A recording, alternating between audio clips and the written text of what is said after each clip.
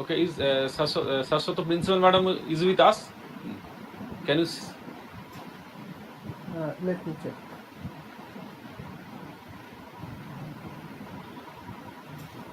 Yes, she is with us. She is there. Yes, she is with us. She is online. Yes. So James should read out once the instructions and we'll start. Okay. Start, James. Hello everyone, good morning. Welcome to this webinar. There is a housekeeping announcements for all participants. All are requested to please turn off your microphone and camera during the session. Do not present your screen during the webinar. Candidates doing so shall be categorically barred from attending the event. Please pin the speaker's presentation on your screen for uninterrupted viewing experience. Please post your questions in only chat box. They will be read out to the speaker after the lecture is over. Do not flood the chat box with your personal details, contact info, designation, etc. Regarding the feedback and issue of e-certificates, participants are requested to please note the following. The feedback link will be posted in chat box, both in Google Meet and YouTube platform after all the lectures are over. The link will accept responses till 3 p.m. of 10th September 2020. E-certificates will be issued to participants only on submission of feedback form, and the certificates will be mailed to registered email addresses by 16th September 2020. In case of non-receipt of the same, please reach us at webinar@klmedu.com after the said date. Thank you all for your patience. We hope a very good session afterwards. Thank you.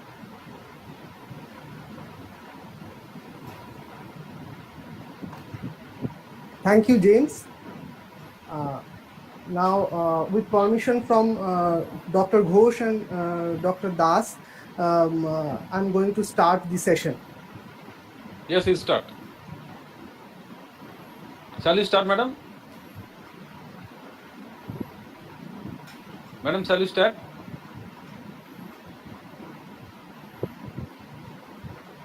Okay. Yes, start.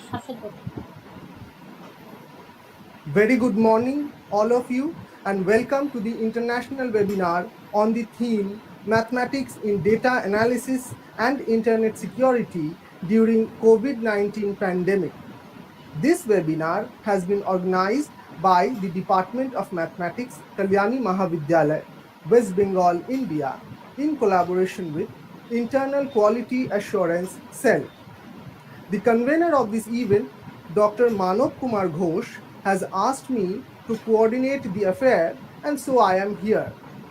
I am Dr. Shashwat Mukherjee, Organizing Secretary of this webinar. I would assist you all so that we can smoothly navigate through this event together. Today, we are going to have a rare opportunity to interact with eminent international experts, infuse ourselves with new thoughts, and get refreshed in the midst of this gloomy pandemic. And in the process, I am sure we shall have a great learning experience. Now, I would request Dr. Manav Kumar Ghosh, Associate Professor of Mathematics and convener of this event, to please formally welcome the dignitaries and participants through his welcome address. Over to Dr. Manav Kumar Ghosh. Thank you, Saraswati. A very good morning, everybody. On Department of Mathematics, Kalyani Mahavidyalaya, I cordially welcome you all in this two-day international webinar on mathematics in data analysis and internet security during COVID-19 pandemic. We express our sincere gratitude to all the participants for their overwhelming response. We have received 981 registrations from 9 countries across the globe. We also have participants from almost all states and union territories within India. We know that mathematics is an integral part of all spheres of our life. Mathematics and pandemic might appear to be apparently unrelated terms, but surprisingly, it is the predictive power of mathematics which is the driving force to measure the rate of spread of infection and devise strategies to control the disease. Quite obviously, mathematical approaches are being profusely used in all strategies that are being implemented to chase the pandemic and to reduce its impact on mankind. On a different note, we have become heavily dependent on the internet in the lockdown period because work from home has become the new normal. Consequently, we need to be safe in cyberspace from unprecedented security breaches. Keeping this in view, we have organized this international webinar to provide a platform for academic communities focusing on how researchers are applying both simple and high-end mathematical tools in data analysis and internet security. I hope participants will enjoy this today webinar through lectures from eminent speakers who are experts in their respective fields. I am happy to announce that already so many participants have joined in Google Meet and so many participants are also watching the live streaming in YouTube. I hope this is a very good interactive session to you also, and this is a huge motivation for us. So thank you all again. Over to Dr. Saswat Mukherjee.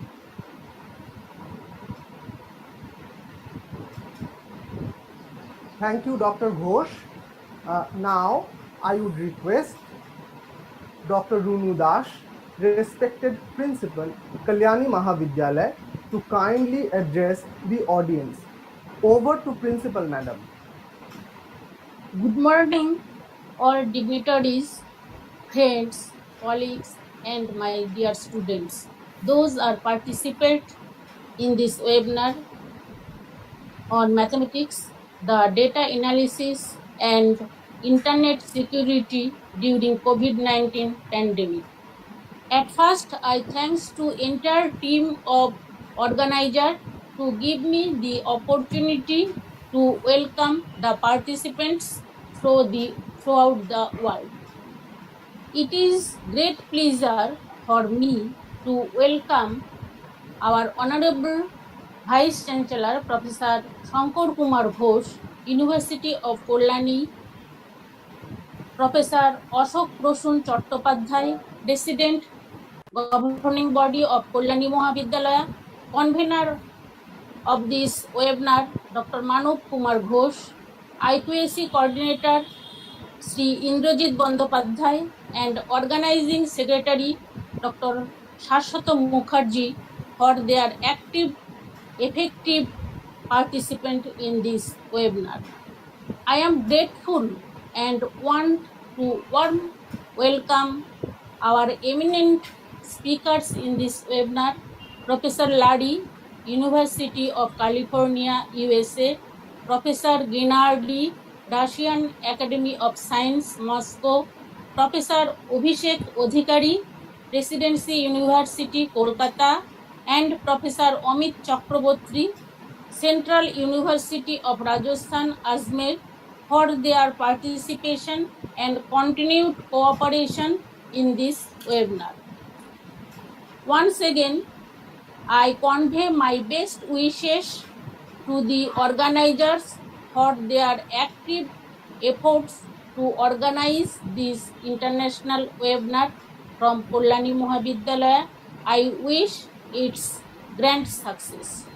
Now, I would request to our organizing secretary, to Dr. Saswat Mukherjee, to continue the proceedings of the webinar.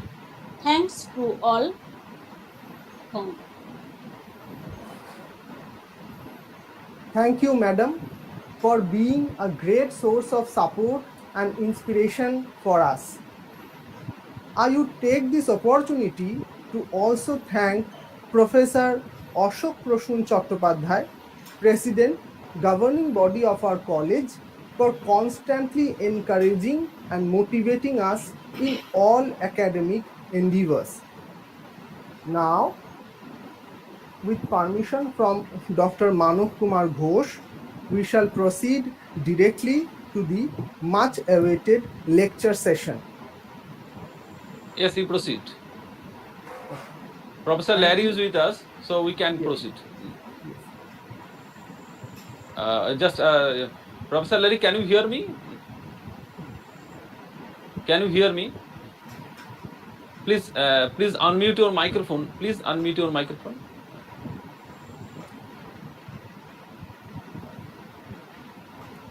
Yes. Now it is unmuted. Yeah. We can hear you. We can hear you. Okay, good. Okay. Thank you. Yes. So I'll start right now. Yes. Okay. You start. We are extremely fortunate to have amongst us Professor Larry as our keynote speaker, and it is an honor for me to introduce him to the audience. Professor Larry is an international expert on mathematical, statistical, and computational modeling applications in ecological studies. He is a professor of ecology at the University of California, Riverside, USA.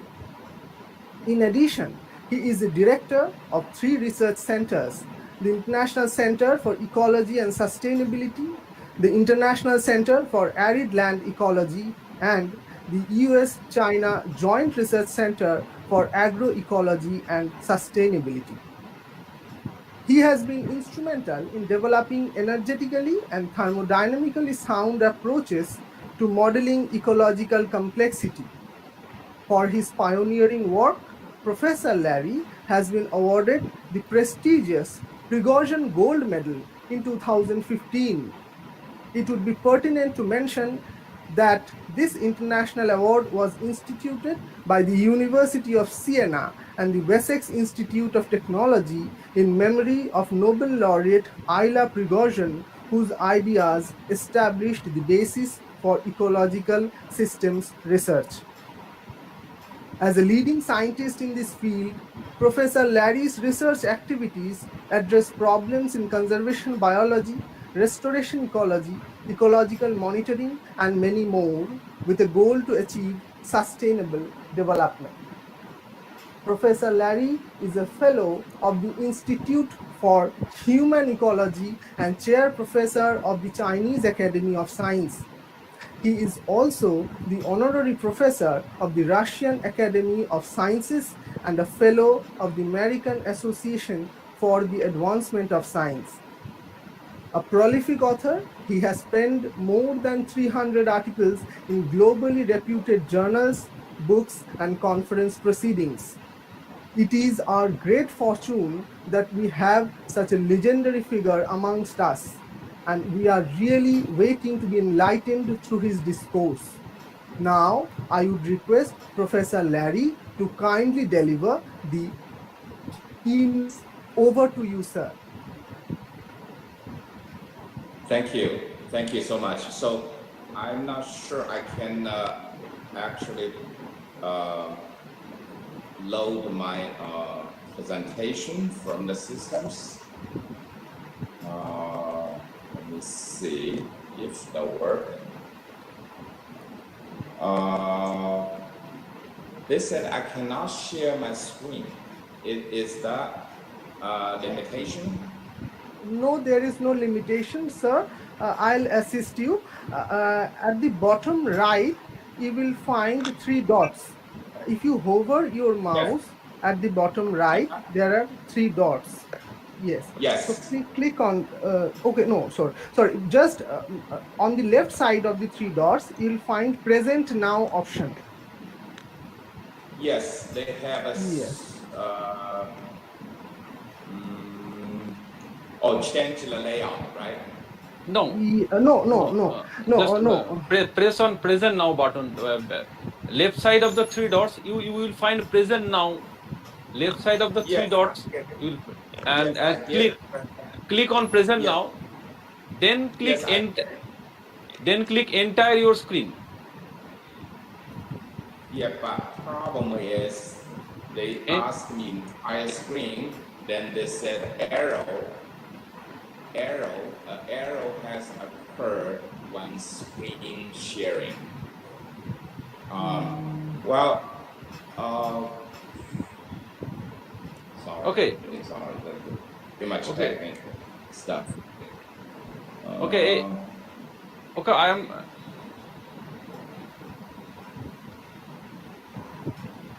Is something you can do in your end, or I have to do it from my end? No, you will do it in your end. Sashato, please Yes. share your screen. Please do a demo. Okay. So I'm sharing my screen. Okay. So, Professor Larry, we are showing a demo for you. You just follow us.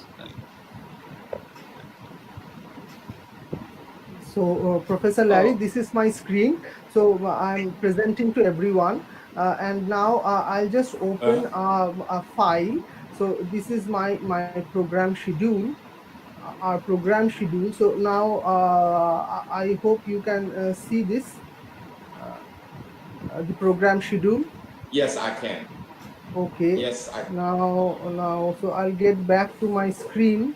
So can you see? Yes. Oh, Sashato, Yes. he will not be able to see the procedure Oh, because. to the procedure. Okay. You just stop procedure. I'm repeating again. Okay. You can also repeat. You just stop. You just stop the presentation. Okay.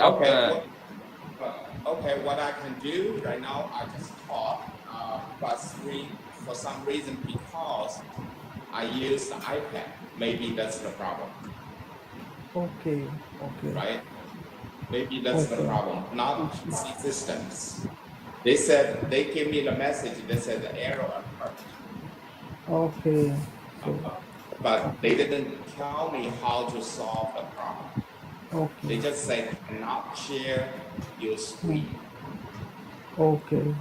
Not So, share. Okay. so there is another an alternative to this. Like if we get your presentation, then we can share it for you from our end. But I believe there might be some issues as well. So There is probably the file too big. I'm If you afraid. If you send your presentation in email, then we can present it also.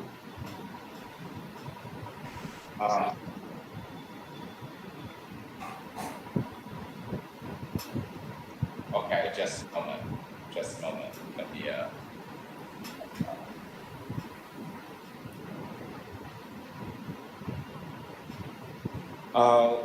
Well, one solution just I'm talking, and only thing is a lot of the detailed mathematical equations not show.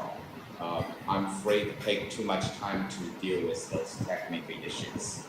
If you guys is okay, so then I started talking,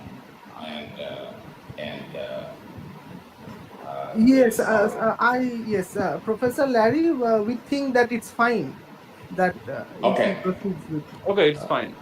Fine. Yes. Okay. All right. Thank you so much for inviting me for such a wonderful conference. Even we know in all the current situation, is everybody is difficult. We are in the U.S. And also facing a very big challenge. The title for my talk at the time, I want is pattern translation in spatial epidemiology. Implication for coping with emergent epidemics, especially ongoing COVID-19 pandemic. That's original. That's what I would like to talk. Well, the approach I would like to take in this talk is from the partial differential equation approach.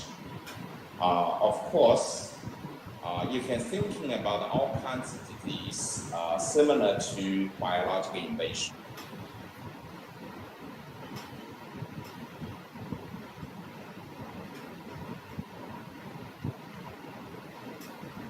exotic species, bacterial, fungus, all those things, but they all have certain pattern formation. Different pattern formation imply the speed, extent, how severe those disease or invasive species can impact to the new environment or human population.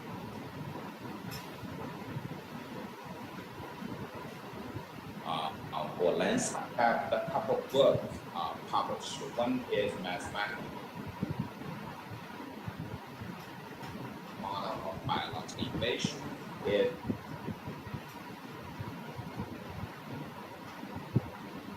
Sergei exactly solvable model of biological invasion, and also have several reference. Maybe you guys are interested in looking into it. As the COVID-19, the virus, they're also very similar, like exotic species, but of course they have several different ways. For them, how they invade to the human body.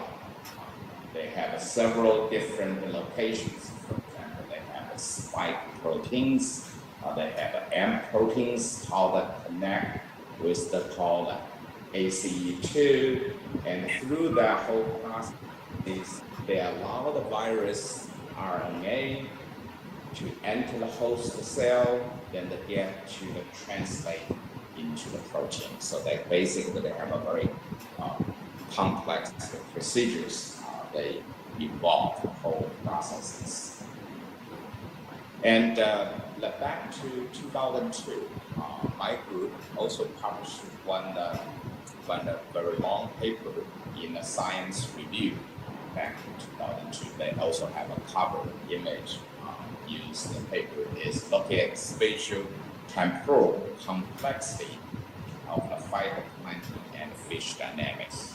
But methodology in the paper, a lot associated with today, my talk, and also have a large portion of the citation by other scientists.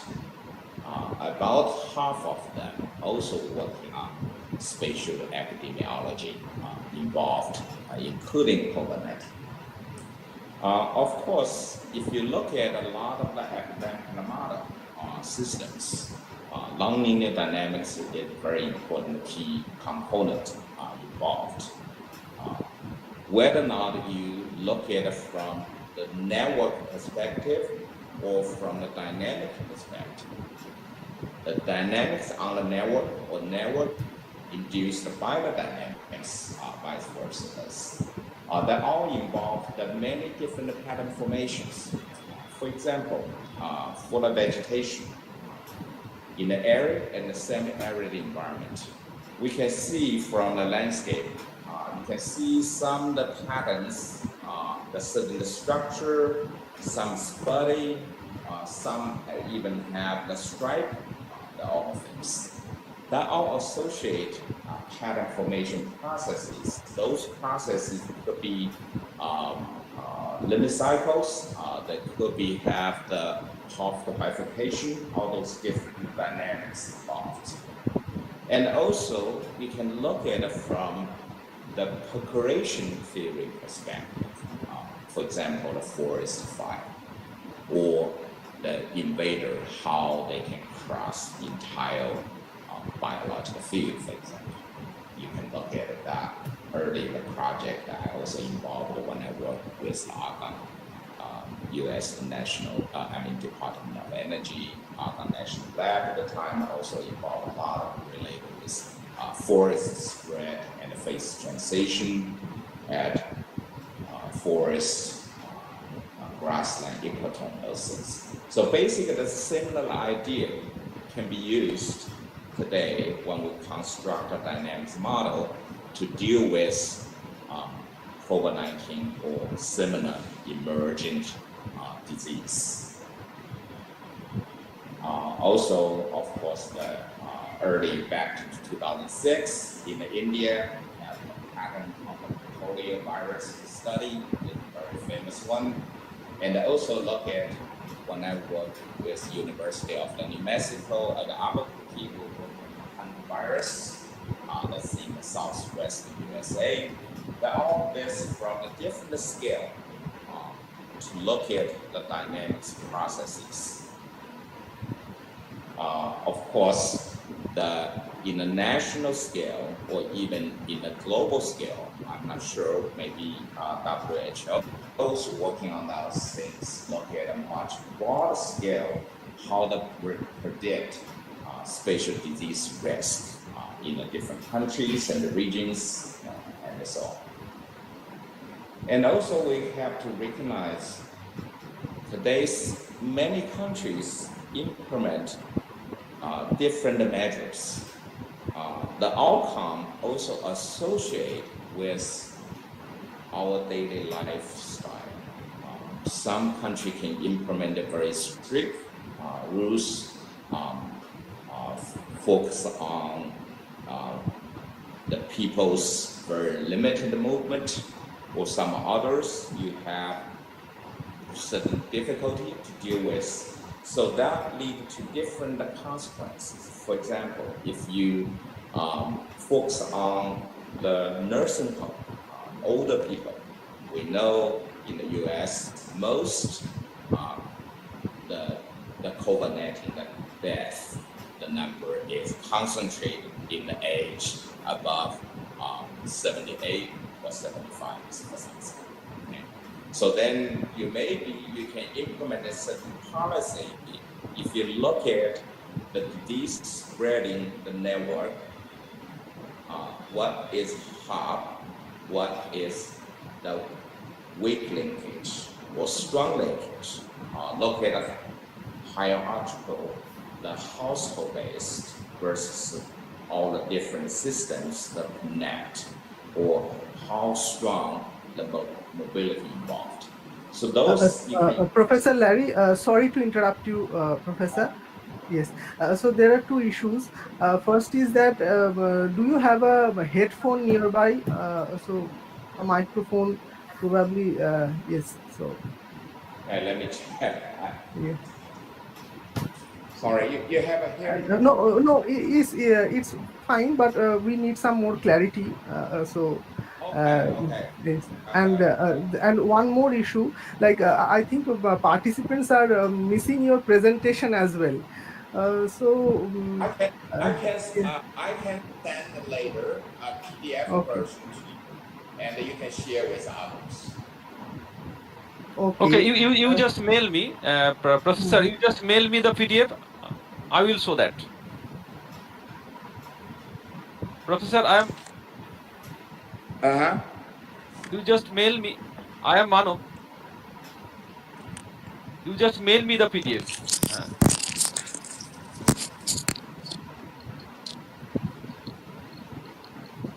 Professor.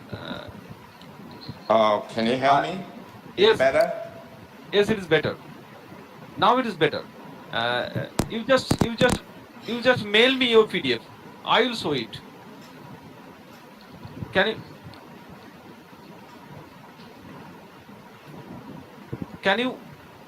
you hear me? Yes, we can hear you better. So now can you mail me your PDF? Can you hear me? Yes, we can hear you.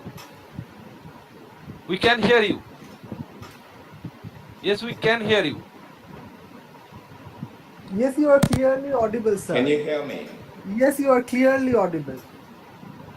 You are clearly audible. I cannot hear you. Can you hear me? Yes. Yes. You are clearly audible, sir.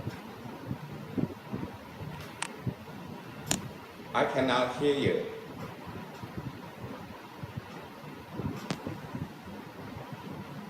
Now.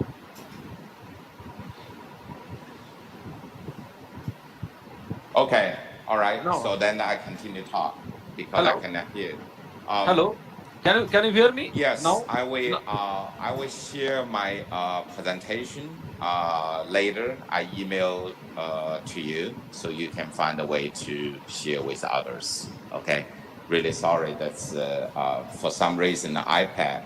I thought that they will automatically make a linkage, but apparently some kind of error.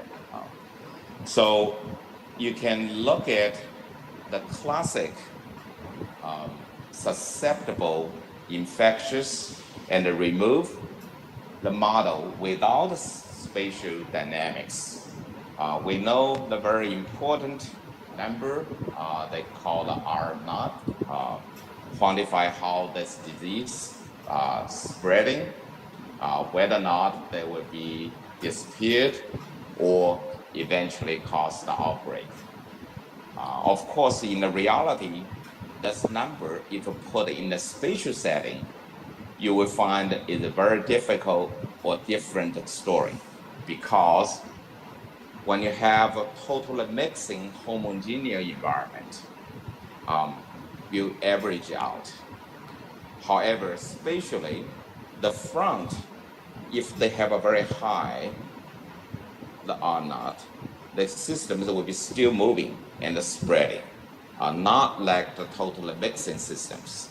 So early time we have done, use the cellular automata model combined with PDE, look at spatial dynamics, either from the susceptible infectious and susceptible again versus susceptible infectious and recovered. We used cellular automaton, two different spatial configuration, for example, von Neumann's and more configuration. Those you can simplify each component into mathematical formula and convert to similar to the Fisher's equation. So then you have a lot of feature can be used and to derive those relationship. So that means you have an emergence of the spatial pattern transition, that either the stationary pattern generated remain unchanged in time and often express intermediate area of high density of infectious individuals that may favor the persistence of the disease. And another type, the emergence of this pattern transition is called a spatial temporal pattern. The change over time, either as quasi-periodic or oscillatory wave, or temporal and spatial temporal chaos, or even turbulence type. So that depends on the dynamics, systems dynamics. That we studied several models linked to look at the transition between stationary patterns. We also study the pattern transition with the noise. We also identify the different feature in terms the number of the feature of the dynamics, how they associate with the systems, the disease certain parameter. So that look at is you can look at a more reactive interaction rule and diffusion rule, the combination. Okay.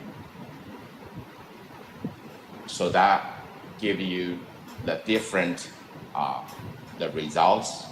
For example, you will maybe get the square lattice like the stripe, or you may get like the Levy-Rest, those type of the patterns.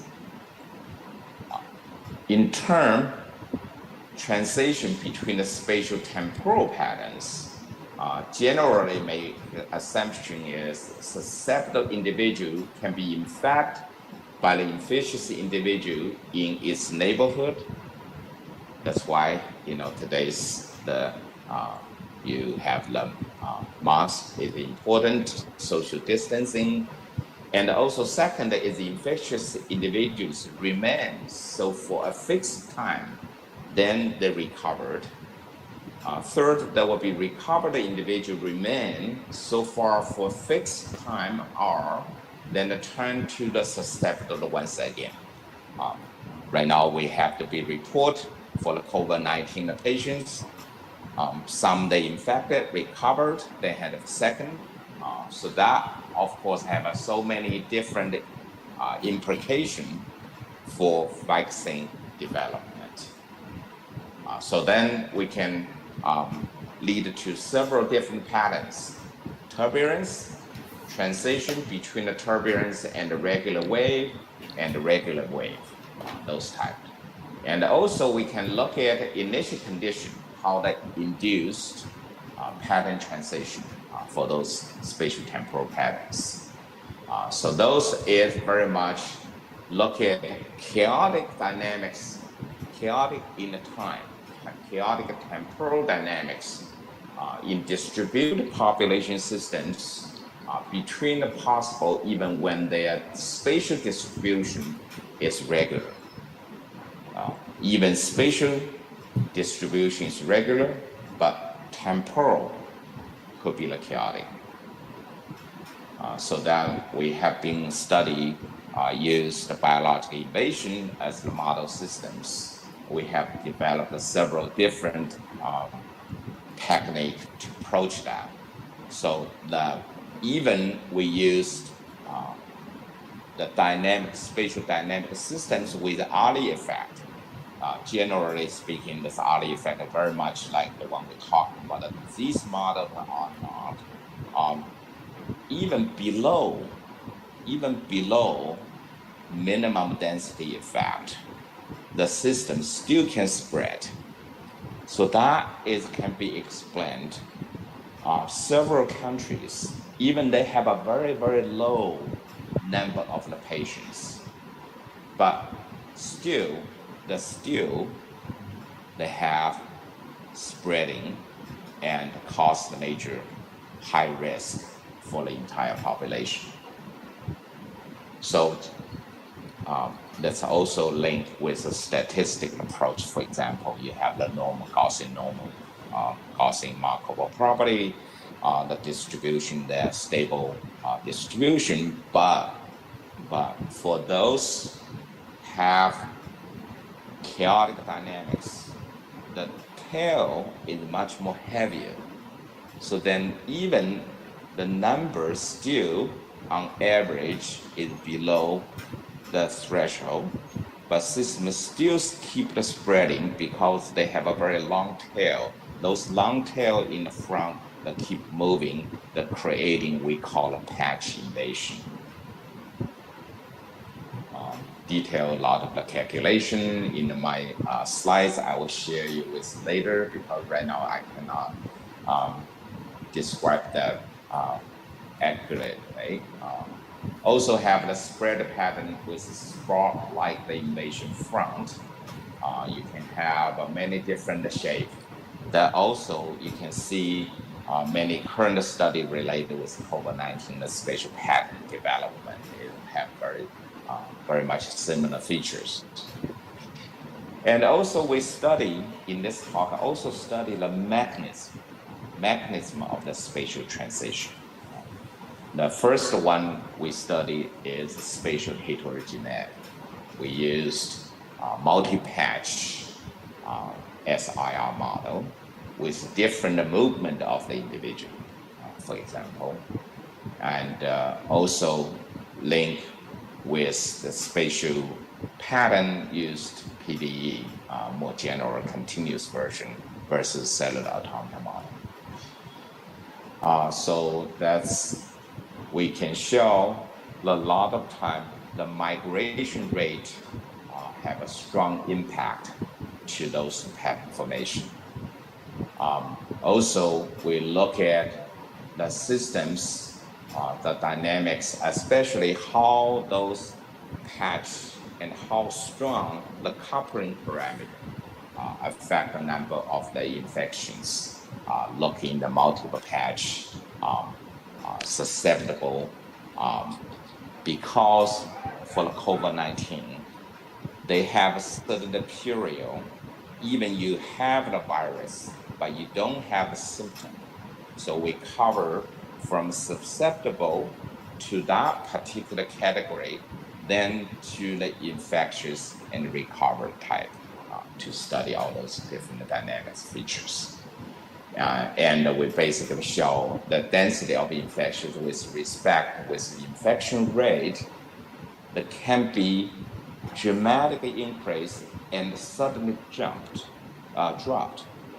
Very much like, for example, early time we know the report in the US, the Washington State, some of the nursing home caused many older people die. So they're dramatic there because they're relatively isolated, And we also study the extinction of the disease and the persistence in terms of different infections and the migration rate. The second mechanism we study is seasonality. For example, the flu, and of course, right now people still believe COVID-19 still continue in the first wave, but in some countries believe is second wave coming because the fall and winter time. So, like a flu and some others, the more seasonal dependent, those dynamics versus some disease that may not.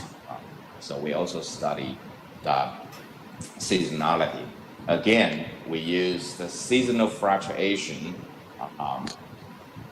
relate susceptible, exposed, infectious, removed, and susceptible again because the seasonality. Okay.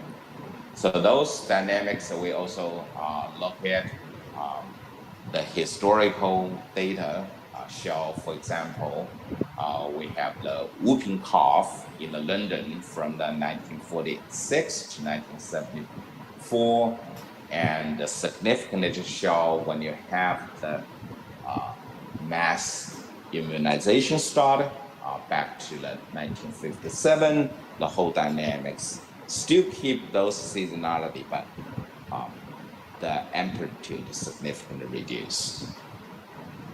And also influenza incidence, you have the seasonal forcing on the oscillation of the processes.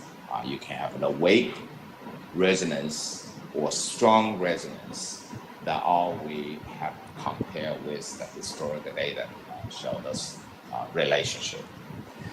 Third mechanism of the pattern translation for spatial epidemiology is human behavior. This little bit difficult, but we modify certain dynamics model to incorporating those behavioral component into the disease dynamics. For example, because these days from the media, people know around your area have a high risk or medium risk or low risk, then you have a risk perception, risk aversion, and also have vaccination. Of course, that's human behavior associated with some people believe vaccination is useless or harmful. Okay, that's the choice. So you also have some non-pharmaceutical the measure associated with. So we construct a model incorporating like a social distance, wear a mask, and so on, those dynamics. And so that kind of a behavior is not fixed. They're actually adaptation. When you appear, for example, teenage like to show off very strong, powerful, go out, without a mask and hanging around. But when you appear starting to recognize the risk, starting to wear mask, and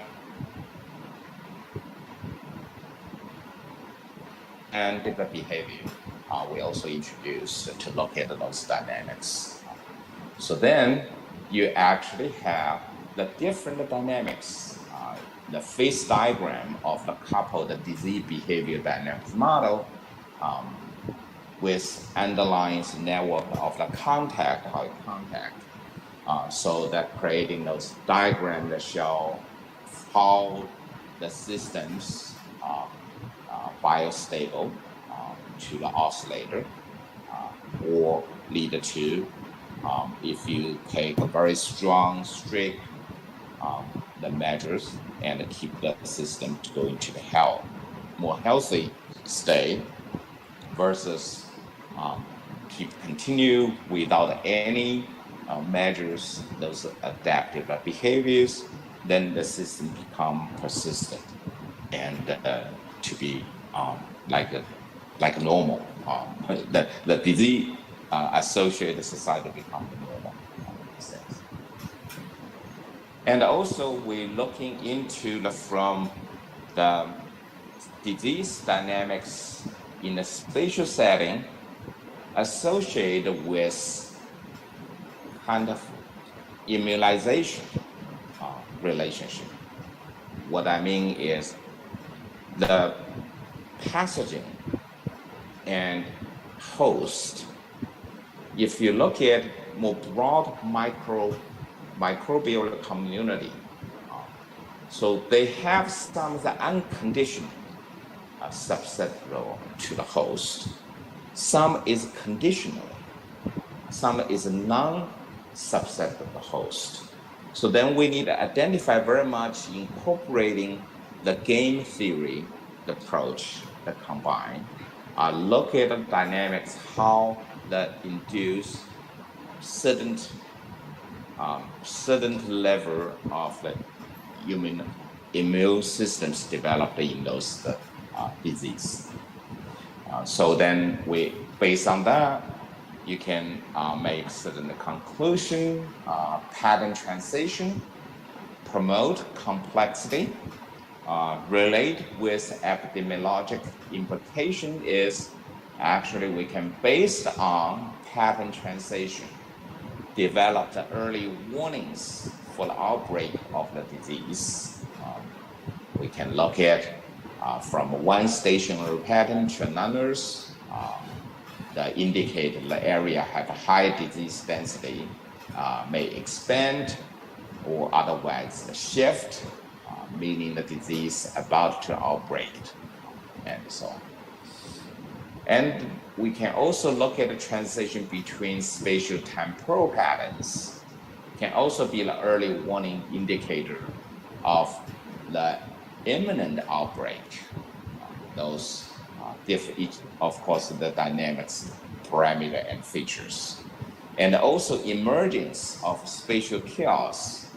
Furthermore, suggests the disease is difficult to eliminate and that we are persistent as endemic. So a lot of those kind of dynamics may not precisely predict the value, but give you the system's levels general property. So those we also did some work, look at different bifurcations and whether or not corresponding to the disease-free and endemic equilibrium and so on.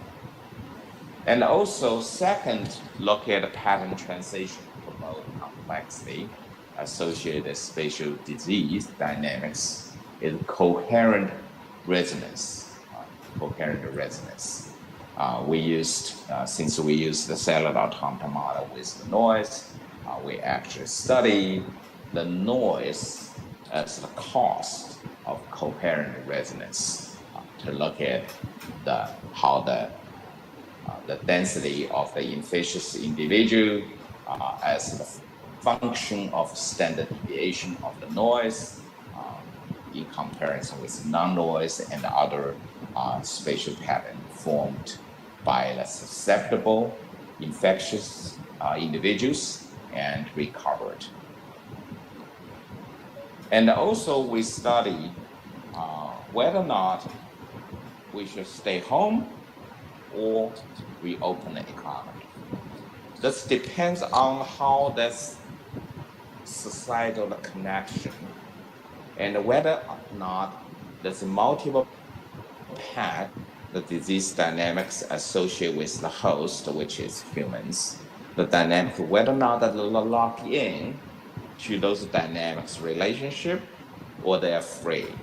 If they lock in, so that's mean, yes, you can open the economy because they continue that dynamics relationship.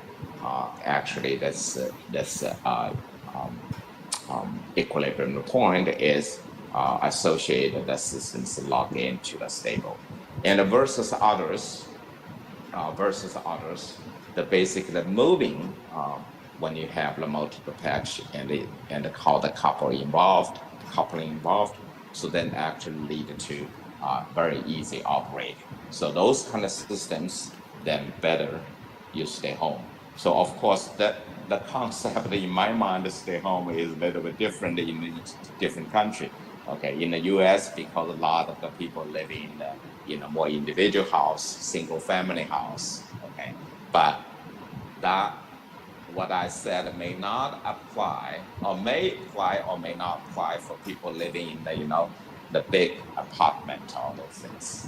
Okay, but nevertheless, this kind of offer some kind of point to show how we can actually deal with those kind of problems and help us to solve those issues. The third pattern transition promoting complexity in terms of spatial disease dynamics is cyclic evolution. So that's very important even today when people develop a vaccine. We hope the COVID-19, they're stable, keep like this. So we have time to develop the vaccine to deal with the peoples and without big troubles. The problem is that, the virus not listen to you. And they have, like all the other organisms, adaptation or evolution is very common. Okay. So also we study the cyclic evolution processes, look at how those dynamics actually show different strain. Early study people already show like 3 strain of COVID-19. Of course, they still have some kind of debating, but did see some kind of a mutation, some kind of change. But how significant impact to our vaccine development? Of course, I'm not a doctor, I'm not ecologist or biologist in term used associated with the applied mathematics, but not that much knowledge about real in the lab what implication is. But from what I read, you have 3 different strains, A, B, C, for example. So then each one is associated more closeness. Okay. So whether or not the single vaccine developed today is suitable for all of this. Okay. Maybe yes, maybe not. So those kind of and the cyclic evolution that actually, on the one hand, if the infectious period is relatively short, epidemic wave caused the local extinction of the disease by wiping out the host susceptible populations. The amount of co-occurrent genotype at such locations after local extinction event, the epigenotype is faster, the faster in causing the disease outbreak, re-invaded first and increase its domain of dominance. So then your vaccine development may have the problem. So those things, of course, we discuss all those things more from mathematical modeling, but that have certain implication or help the people develop vaccine to need thinking about. On the other hand, if the difference in the infectious period between the co-occurring epigenotypes is too big, then epidemic wave caused by the faster epigenotypes are broken off by the slow epigenotypes.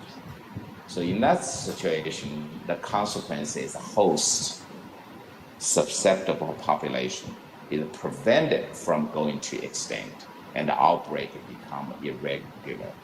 So selection then favor the epigenotypes with longer infectious period because this epigenotype is capable of causing more secondary infection.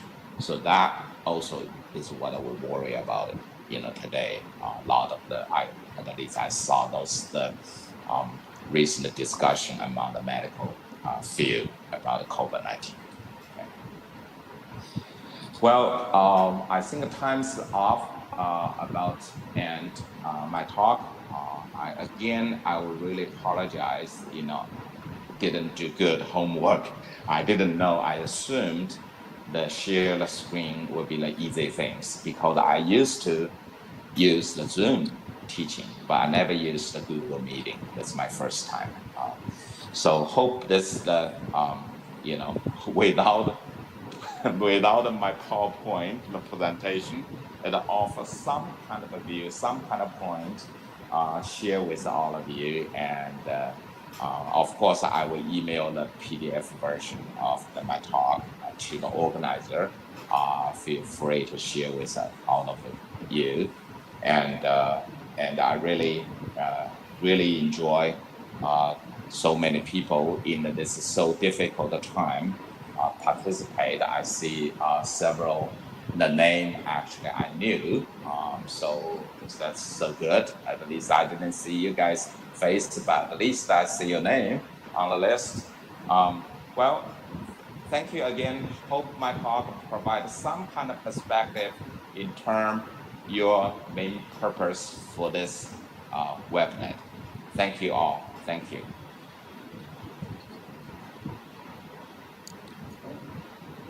Thank you, Professor Larry. Sir, am I audible?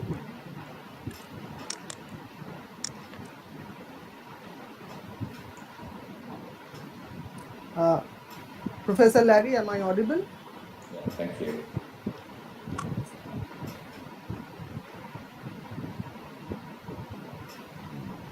Yes, Sasato, you can continue now. You can. Okay. So, continue. Okay. So we thank Professor Larry for his wonderful lecture. Now I would request participants who are there in Google Meet, they may please unmute their microphone. Sorry, for some reason I cannot hear you. For some reason.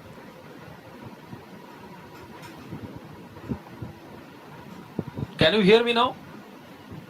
Can you hear me? Professor Larry, can you hear me? Hello? Professor Larry, can you hear me? I think he is unable to hear. Sasato? Yes. So problem. Okay, you continue. maybe you could type something in chat box and we'll get the message. Okay. Participant may ask question through chat box. But even then, he won't be able to hear.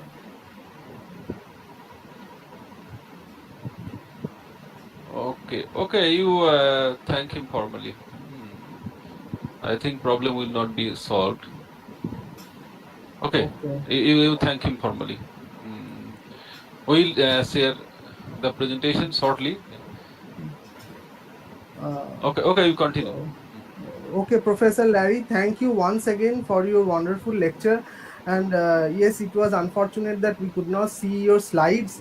Then the impact would have been much more, I believe. And we hope that you'd share your slides with us, and we would be distributing it among participants. And thank you. So now we would move on to the next lecture of our session with permission from Dr. Ghosh. Yes, our next speaker, Professor Adhikari, is already with us. So okay. you can continue. Professor Adhikari, can you hear me? Yes, I can hear you. Is my voice clear? Yes, your voice is clear. Okay. Yes. So let us proceed to the next lecture. We are very fortunate to have Professor Avishek Adhikari amongst us. Welcome, Professor Adhikari. I am privileged to introduce Professor Adhikari to the audience. Professor Avishek Adhikari is currently a professor of mathematics at the prestigious Presidency University, Kolkata, India. He is the founder secretary of the Institute for Mathematics, Bioinformatics, Information Technology and Computer Science, India. In addition, he is also the treasurer of Cryptology Research Society of India.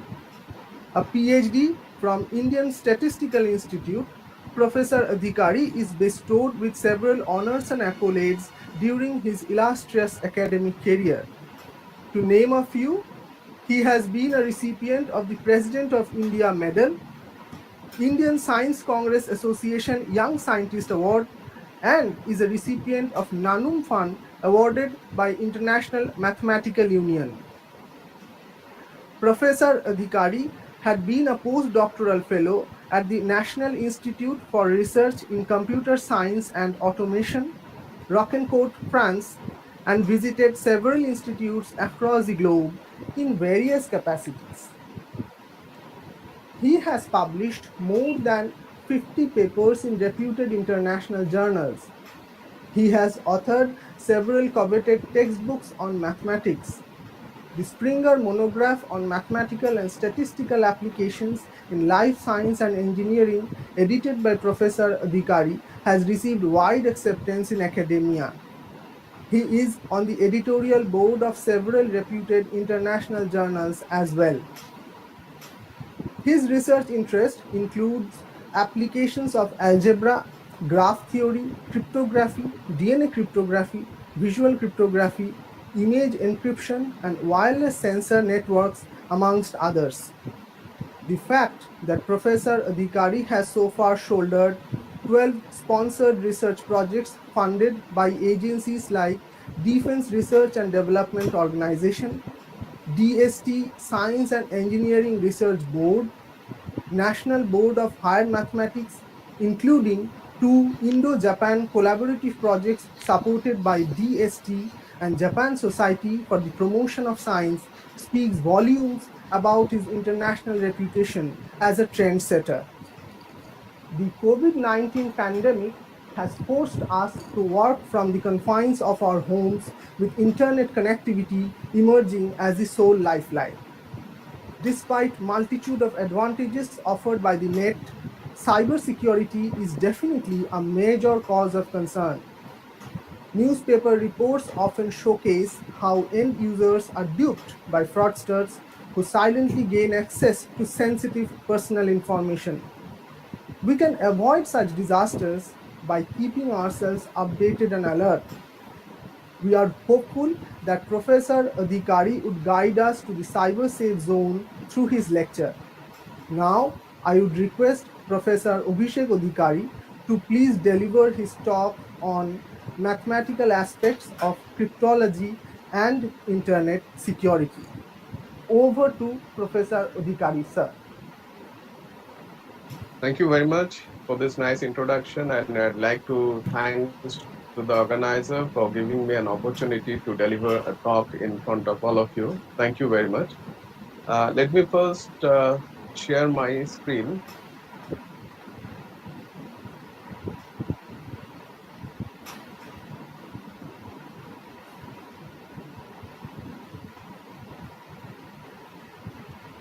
Is my screen visible? Yes, your screen is visible and you are clearly audible.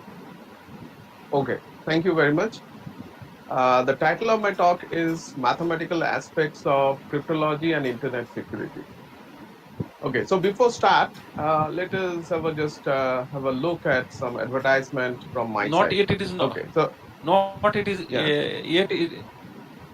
No. Okay. Is it visible now?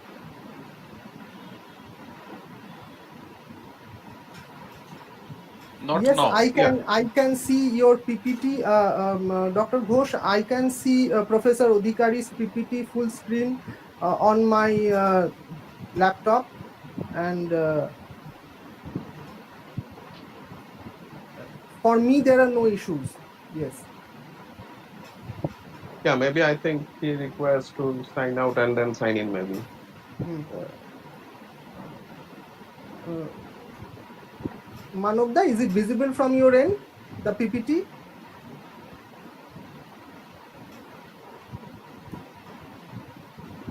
Okay, Manav, can you hear me or can you see my slide?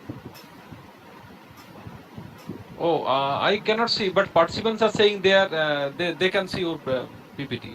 So you can continue. That may be a network issue of mine.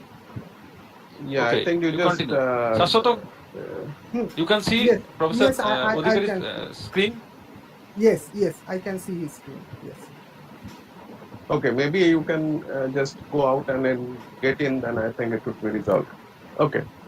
So again, Okay, okay, just for unintentional delay. okay, Okay. okay, okay, So okay, that okay, okay. Yeah, yes. I can. Now I can see it. Okay, okay. okay. Uh, Thank okay, you. okay, And okay. the title of my talk Please is continue. mathematical. Please continue. Okay. So the title of my talk is Mathematical Aspects of Cryptology and Internet Security. So before I start, let me first give a kind of small announcement from my side. So we all know that we are in the pandemic situation, and in this situation, I just announce a bit like I am giving back to my community due to COVID-19. All Bitcoin sent to my address below will be sent back doubled. If you send 100 US dollar, I will send you back 200 US dollar. And this is my Bitcoin ID. And this will only be there, this announcement will only be there for 30 minutes next. So please enjoy. So if you see this kind of advertisement or announcement in my website, suddenly you will find me as either as a mad, or you may think that I become mad due to this COVID-19 or this depression and something, or you may think that I'm joking with all of you. Okay, why I am given this kind of advertisement or announcement in my talk, it will be clear after a few minutes. Okay, before that, let me have a look at this verified Twitter account of this famous person, Barack Obama. So he was the 44th president of United States. And you can see that millions of followers are there of his Twitter account. So this is the verified Twitter account of Barack Obama. Just on July 15th, the announcement that I have posted on my website is exactly the same.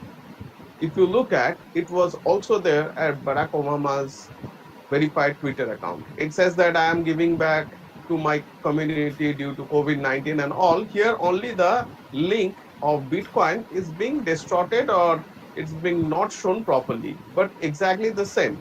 Now, if it comes on his website or his Twitter account, not only his Twitter account, it also came to Bill Gates' Twitter account. We all know who is Bill Gates. We all know who is Biden, who is the next projected president for United States, and also Elon Musk, who is also nowadays very popular. So in all of their Twitter account, the same message came into picture. Now you may think that, okay, so you are a little bit unlucky. You could have sent $100 or $1,000 and you may get the $200. So now you think that, okay, you are unlucky, but when it was posted on my site, you think that I am either a mad or I am joking with you. But what happened, just this kind of message was actually there in the for 57 seconds. But as millions of people are following their Twitter accounts, within fraction of second, that message got viral.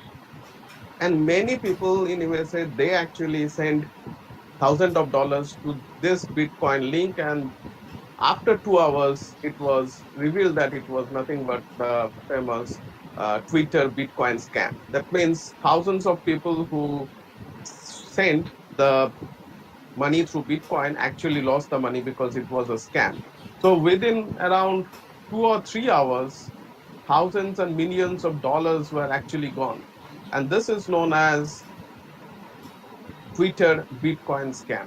Not only in USA, it was just a report by BBC, and it was on November 3rd report. It says that Indian Prime Minister's Narendra Modi's Twitter account was also hacked. So you can now understand that this kind of phenomena are now, it's not that uncommon. So anybody, this big guys, their accounts can also be hacked. So what we need actually cyber security, and here the big numbers. So this number is a prime number. So if I say you that this big number, it contains 904 digits, and this digits, it is a prime number, then at a first look, you may think that how can I assume that, or how can I believe that this is a prime number? But as I am mentioning that this is a prime number, it is indeed a prime number, and it will be surprised to know that for today's cybersecurity, this big prime numbers plays the most important role. So this is not a kind of unique prime number. You can find even much bigger prime numbers of this type, and that they are now very common. I mean, you can always find this kind of prime numbers by using the small laptop can find this. And I found this by running my laptop, say, for 1 minute, and then I get this kind of prime numbers. That means finding these prime numbers is easy for computers. So based on this kind of mathematical aspects, computer scientists builds a lot of schemes that are actually providing us security in terms of internet. So when we go for buying something, say using our credit card or debit card, some online transactions are being done, and you'll be surprised to know that your mobile is actually communicating with so many things like banks and the merchants. So how your mobile or your laptop's browser, they come to know that the coming consumption or the coming communication among them will be secure or not. So for that, this kind of prime numbers play an important role. Not only that, when we talk with each other, so usually with the advancement of science and technology, and with the advertisement of this WhatsApp, this end-to-end encryption is now quite common term. So when we send some message using WhatsApp, so usually we find that your message is secured by end-to-end encryption. And you'll be surprised to know that for this kind of end-to-end encryption scheme also, this number theories, these big primes play an important role.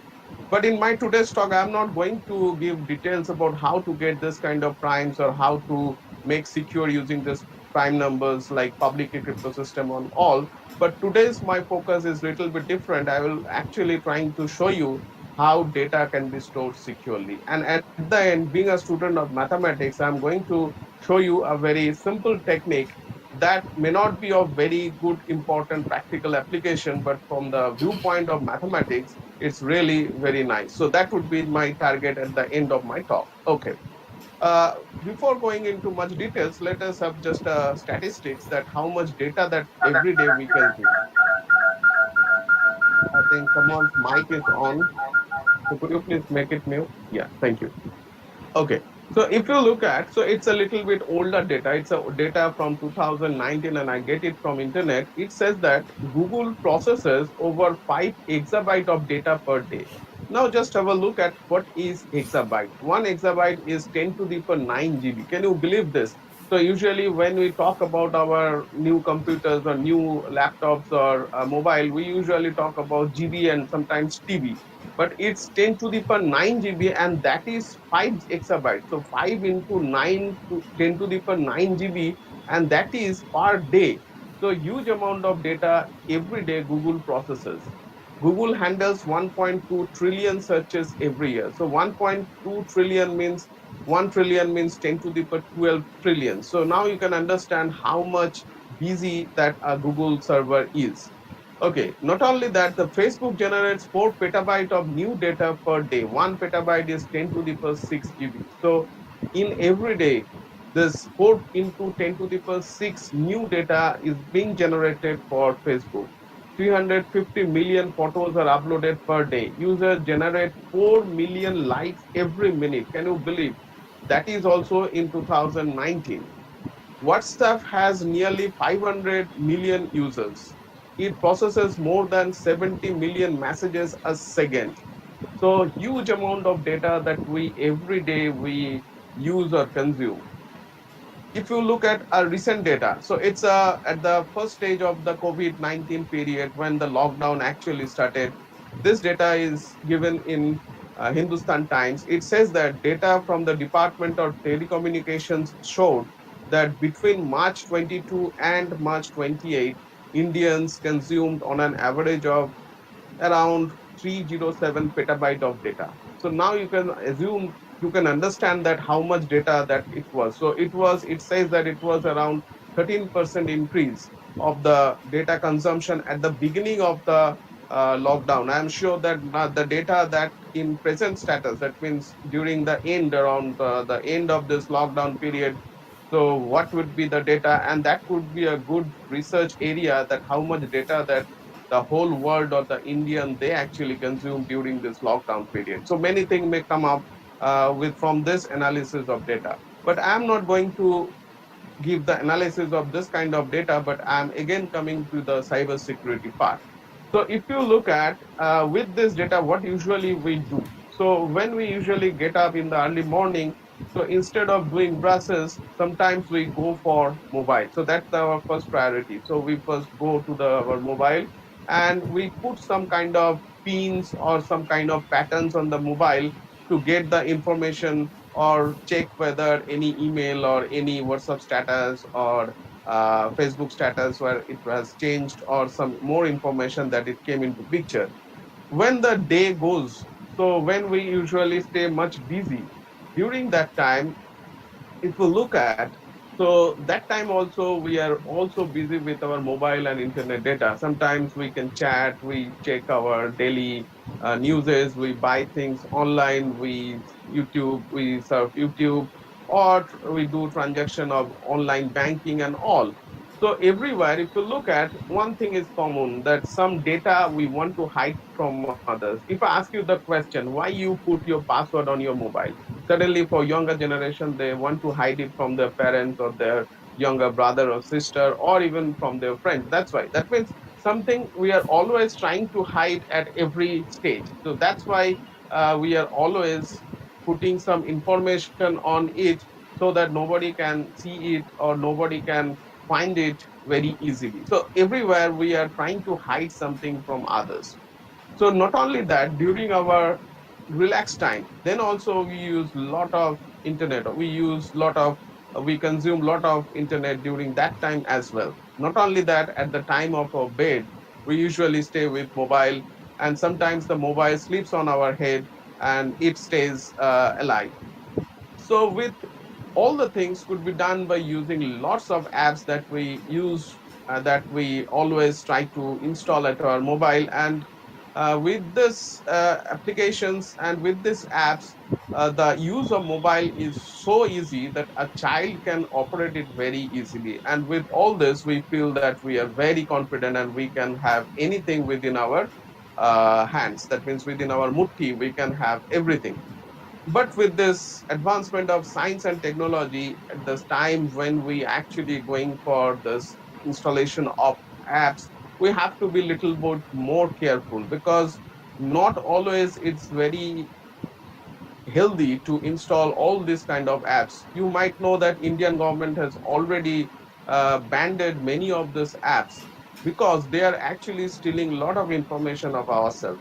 For example, nowadays all the apps, they actually want a complete control of our mobile. For example, suppose you want to install some apps which helps you in ordering some of your food. It's quite pertinent that they may know your location, because somebody will come to your home to deliver the food. But why they want to look at our message, not only message, why they want to look at our images? But unless you give all these permissions, it won't work properly. So we have to do, but we have to take little bit of much care of that. Another thing we should also remember that the Google is one of the leading and one of the richest companies in the world. If I ask you, for the last time you paid any money to Google, So usually for normal purposes, Manav might have paid some money for buying this platform, but most of the cases we do it for free. But how Google becomes the richest or one of the richest companies in the world when most of us, we don't pay any money to Google. So that's a really interesting thing. But in my talk, I'm not going to look into that. But we have to be a little careful, and you'll be surprised to know that if your GPS is on and if your Gmail is on at your mobile, then at every moment, at every inches, you are being scanned by Google. Where you are going and how you are doing, or how much you are walking and how much you are traveling with your car, or where for the last time you visited, everything you can find at your Google profile. That Google maintains a chart for you, and you can find it, and you may surprise to know that Google even knows much better than you. So I may share with you one information. One of my very good friends once he's told that Google is actually knows much than me or even my wife. For example, when we usually submit our return, income tax return, so the copy usually we put it in our email or in the Google Drive. He says that my wife don't know about how much money that I pay for my income tax, but if Google wants, they can know how much money that I have paid to the income tax. So that's how these things are getting more and more information about us, and you'll be surprised to know that in today's scenario, data is nothing but a new oil. So data is considered to be a new oil. Okay. Again, if you go back to this, so all the day we are actually trying to hide something. For example, when we have the password for our online banking, you can see that you cannot continue with the same password for longer time. You have to change. And when you are going to change, it says that it's more and more complex, like it should be alphanumeric, it should be uppercase, lowercase, it should have some special character. And even for banking purposes, you cannot use the last, say, 10 or 15 passwords that you have already used. So you have to think about newer version of this. So at the initial stage, usually we put our nicknames, our date of birth, our marriage, and all this. But you can understand that how many such big events that you could have at your life. So you have to generate new, and the more and more complex things, it's really difficult for us to remember all the things. And sometimes we have some kind of techniques that we write somewhere, we put it in the email and we put it some flag on that, so that when required we can retrieve them. So that may not be very healthy things. The best thing that we should remember the password, and we should update the password in a regular interval, but for practical purposes that really may not be that easy. So the best thing is we should keep the whole password at our brain. So if you consider this, this is from users' viewpoint. That means we the normal users who are actually using all kind of things for our day-to-day life. But on the other hand, the companies, the big companies, they also have a similar kind of problems. For example, I'm going to give you a details about how Google stores our data. For example, when we put some data, say you are paying some money to Google to store your data. So at that time, when we put our data in the cloud, then first the data is being cut it into pieces.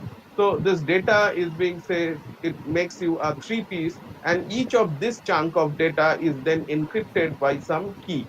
That means they are now encrypted. These encrypted data are now being sent, placed in different places. So they are actually transferred into different places, and you'll be surprised to know that all the things are automated. Nobody is there to help you how to or where to send the data. Everything is automated.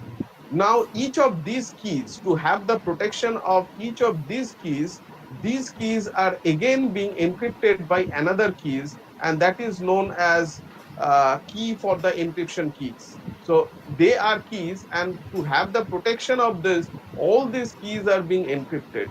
So these keys are being encrypted, and these keys are being stored in a very safe place. That means for Google also, they have to store a lot of password, and you cannot imagine that how big these passwords are. So you cannot do really a manual. Somebody is not there to remember your password. So here the passwords are being stored automatically in a safer place. So that's the big challenge. And to do this, lots of mathematical things like this from algebraic geometry. Those who are good in algebraic geometry, they will be happy to know that elliptic curve is one of the very interesting things for cryptography as well, where elliptic curve crypto system, AES here, finite fields are very important. So here, so they are 3072 bit long. That means around 1000-digit long prime numbers are required here. Here also 1000-digit long prime numbers are important. So number theory, finite field, algebraic geometry, everything are involved within this cryptographic topic to give you a confidence how to securely store your keys. And you will be surprised to see that this is around 904-digit long prime numbers. So this kind of passwords are required to remember. So it's really not possible for a person to remember this big password. So you have to store somewhere.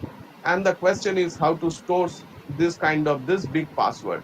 So one thing could be you can store this password in a different place. For example, you can put it in your hard disk, you can put it in your mobile hard drive, external hard drive, etc. But the problem is if you have the same copy of the password placed at different places, then the probability of losing it is more and more.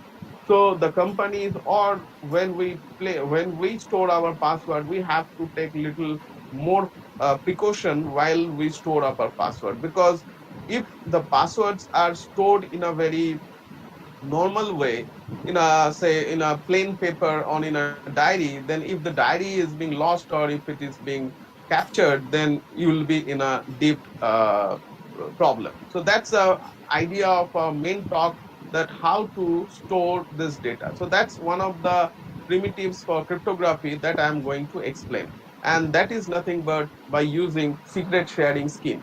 So now my point is how to store this data securely. So in cryptography or for digital protection, the companies or the users may use this kind of concept, which is known as secret sharing, which is one of the very basic primitive for cryptography. And for being a student of mathematics, it really provides a lot of information about how mathematics could be important here. Okay, so let me try to explain what is the meaning of the secret sharing. Suppose there are three very good friends and they are very good looking friends, and from their dresses is quite evident that what could be their income and how they're having their incomes. So whatever income that they have, they put their income inside this box. But since they are very honest, the problem is they don't have belief on each other. So one friend, they don't believe the other friend. So here is a problem. So whatever income that they put, since they put it inside the box, they have decided that, okay, so the box or the lock and key, it should be lock and key, and the lock and key should be like that, that if at least two of the friends, they require or they are eager or they agree to open the box, then only the box could be opened. That means among these three friends, if at least two of the friends they agree to open the box, then only the box could be opened. But it should not be possible for a single friend to open this box. So that's the basic idea. That means there are three friends. In cryptographic term, we call them participants. So there are three participants and there is one lock.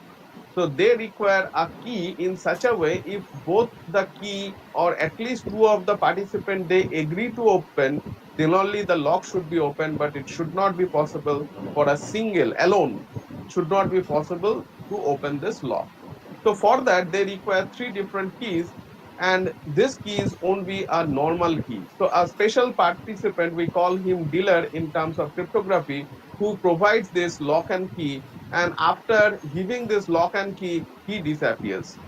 So for initial phases, we assume that after giving this lock and key, the dealer disappears. This is quite significant, or this is quite a natural assumption, because see, when we buy some big and very strong lock, for example, suppose during the puja vacation, not this year, for other years also, suppose we have a long vacation and we want to go somewhere for, say, tourism, then what usually we'll do, we put a very strong lock and key lock at our main gate. Now if you think very deeply that you bought it from some company, say for example, say Godrej company, lock and key. Now suddenly the Godrej company has not made the lock for a unique lock for you. So they have prepared say thousands of the similar lock and key. So the lock and the key, at least the key will have some replica to the owner of the Godrej company. But our assumption is suddenly the owner of Godrej company will suddenly not come to open your lock. That's why we are very confident while putting the lock and key at our main door. But suddenly the replica of that key is with the owner of Godrej company.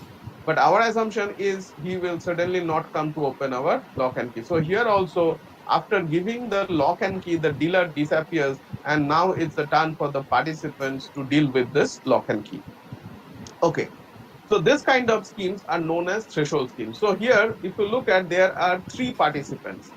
But the number 2 is important, because if 2 or more participants they will join, they can open this lock, but it should not be possible for a single participant to open that lock. That means here we call it TW threshold scheme, where W is the number of participants. In my example, W is 3 and T is 2.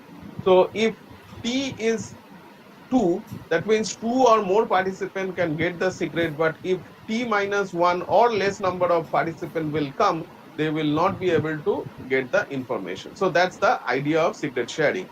So this kind of concept you might have witnessed or you might have experienced when you go to the bank locker. So if you go to the bank locker, you might have seen that somebody from the bank, maybe say manager, when you register there, some manager or some designated person from bank, they come with one key and the customer has his own key. If both the keys they match, then only the bank locker opens. That means it's nothing but a 2-2 secret sharing scheme. Not only that, when some countries defense, they do have a very strong and powerful missile, the control of the missile is not usually given to a particular person, but say suppose India might have some powerful missile. To launch the missile, the control is actually giving among a set of 3 persons, say prime minister, say president, and say general of the military. So something like that. If any 2 of them they agree to launch the missile, then only the missile can be launched. Not only that, you might have seen that not now, but around say 2 years back, when usually you have your new credit card or debit card. So the credit card, the physical card, the plastic card comes to your home first, and after a few days, the OTP, the PIN usually comes to you. It's not like the physical plastic card along with the PIN comes to you. Now it's you have to do it manually with your bank or at the ATM. But a few years back, at least, the credit card companies, they usually use this kind of secret sharing scheme where they first send the credit card and then they send the PIN to open it. So this kind of concept is also common. Not only that, you might have seen that when we put OTP. So the concept is why we put OTP. Suppose we want to buy something, during that time you put your username and password, then a message comes to your registered mobile. So this message contains some number, and if you put that number, then only the transaction takes place. That means it actually provides you 2 things. First thing, it's a kind of secret sharing. Firstly, those who will have the card information will not be sufficient, and secondly, it authenticates you. It really you that who contains the card information as well as the mobile with you. So unless you have your mobile information, the OTP number, you won't be able to purchase anything. So this can also be increased. Sometimes it may happen that the OTP comes to your mobile as well as your email. That means it's more secure. That means it's not only your mobile, but it should also contain the email of the registered email that is associated with your card and all. So this kind of secret sharing concepts are very common in our day-to-day life, but we usually don't think in that way. So the question is, how can I make this kind of scheme? So they are the concepts. Now I need some practical implementation of the schemes. Okay. So suppose the password is Japan. Okay. And the dealer is this guy. He wants to give this password among these 2, boy and the girl. So he gives Jap to the girl and N to this boy.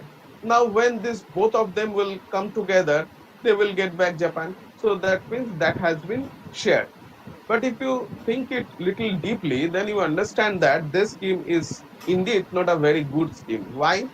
If you look at, if this girl comes to know that she is going to put the password first and all the password alphabets are in capital, and this boy will come next and he is going to put only two alphabets, then the probability or then the number of choices that the girl should have will be only 26 square, because she has to guess only two alphabets, and for each alphabet, since she comes to know that that alphabet is only in capital, then she has to guess only two places and the total choice will be 26 cube square, sorry, 26 square. Similarly, if the boy comes to know that all the alphabets are in capital and the girl is first going to put her password and then he is going to put his password and all the alphabets are in capital, and she is going to put only three alphabets, then the number of choices for this boy would be only guess three places and the total choices will be 26 cube many options. That means this girl knows 60% information about the password and this boy knows 40% of the password. So this kind of schemes are not considered to be a good secret sharing scheme. So we require a secret sharing scheme in which these two participants will not have any extra information. So that is our main target, to have that kind of scheme. Let me explain through an example. Suppose my password is now a binary, say 011010. So it's a 6-bit long password. Now the dealer wants to give this password to this guy and to this girl and to this boy. Now what the dealer is going to do? So the dealer first have a look at how many digits are there or how many bits are there in the secret. So he finds it that there are 6 bits in the secret. Now what he is going to do, suppose he has some unbiased coin. So you know what is the meaning of this unbiased coin? The probability of getting head and the probability of getting tail is exactly the half. So what he does, he just makes a 6-time coin tossing. So he will get some sequence of head and tails. Suppose he has decided that if he gets head, then he is going to put 1. And if he gets tail, he is going to put 0. So as he, after tossing it for 6 times, he will get some sequence of zeros and ones.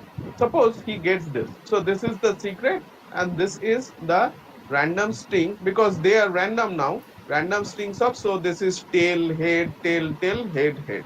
Okay. Now what he is going to do then? So the dealer gives this random string to this girl. Now you can understand that from this random string, there is no relation with this secret except the length. The length of these two are same. Suppose the girl knows the length of the secret, then she will have no extra information. She already knows that the length of the secret is 6 and she is also getting the 6-bit length as share. We call it as share. Each of the information is known as share. Now, so her aim is to guess the bits of this secret pixels or secret bits uniquely. So suppose she knows this and she wants to guess what is the probability of this being 0. Now you can understand this actually came up of just random coin tossing. So the probability of guessing it correctly is exactly half, because there is no relation between this one and this 0. So the probability of guessing, knowing the last bit is 1, the probability of guessing whether this bit is 0 is exactly half. Similarly for other bits also. So knowing the whole string, the probability of guessing correctly the secret is exactly half to the power 6. Now what will happen for this boy? Now what the dealer will do, the dealer will basically make an XOR operation. So those who are engineers, for them XOR operation is quite common, but for mathematicians this XOR operation may not be that common. But for mathematician, they may think of this is nothing but addition modulo 2 bitwise. That means we just addition. We consider this to be an element of Z2, this to be an element of Z2, and just add them in Z2 bitwise. So what will happen? 0 plus 1, it will be 1. 1 plus 1, it will be 0. 0 plus 0, it will be 0, and so on. So whatever bitwise XOR or bitwise addition modulo 2 is happening, that is being given to this boy. So after making this operation, you will have this. Now you may think that, okay, this thing is also a function of the secret. So this may contain some information about the secret. But remember, my dear friends, that this is nothing but a random string, and it can be shown very easily that if each of these bits are random, then if you make a XOR or addition modulo 2, then whatever you will obtain, that will also be random. And it's very simple exercise that you can very easily prove that this bit is also, this string is also a random string of 6 bits. That means this guy will also have no extra information, because like this girl, this boy, the probability of guessing the secret bits correctly, having the knowledge of this share, is also half to the power 6. Now think about yourself. You do not have any of these shares. So you only know the length of the secret, and all the bits are in binary. This information all these two guys also have. You being the third party, suppose you know only the information that the binary string length is 6. Now what will be your probability of guessing it correctly? So you know that every bit is either 0 or 1. So the probability of guessing it correctly will exactly be half to the power 6. As same as this two boy and the girl. That means this boy and this girl, though they have them shares with them, they will not have any extra privilege to guess about the secret. That means with the shares, they will not have any extra advantage. Like over you, you don't have any share, but the way that you guess it is exactly same way they also have to guess. That means they alone, they will not get any extra information, but when they come together, they will again make this XOR operation to get back the secret. So this kind of schemes are known as perfectly secure secret sharing scheme, and we are actually looking for this kind of secret sharing scheme. So this is an example of 2-2 secret sharing scheme that we can very easily construct. So the question is, how can we extend the whole idea for KN scheme? Okay, for that, we use some geometrical properties, very simple geometric properties, and Shamir, for the first time, he actually gave this idea how to construct this. So let me try to explain it by simple geometrical observations. Okay. So suppose in R2, R2 means x-axis, y-axis. In R2, I have 1 point. Okay.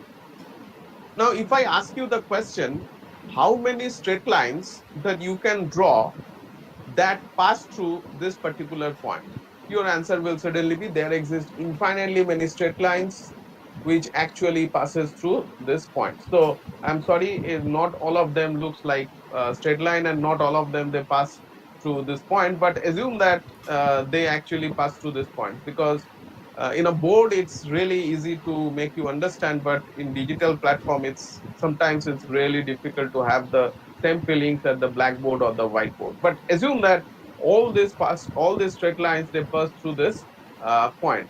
So you say that, okay, there exist infinitely many straight lines which actually pass through this particular point.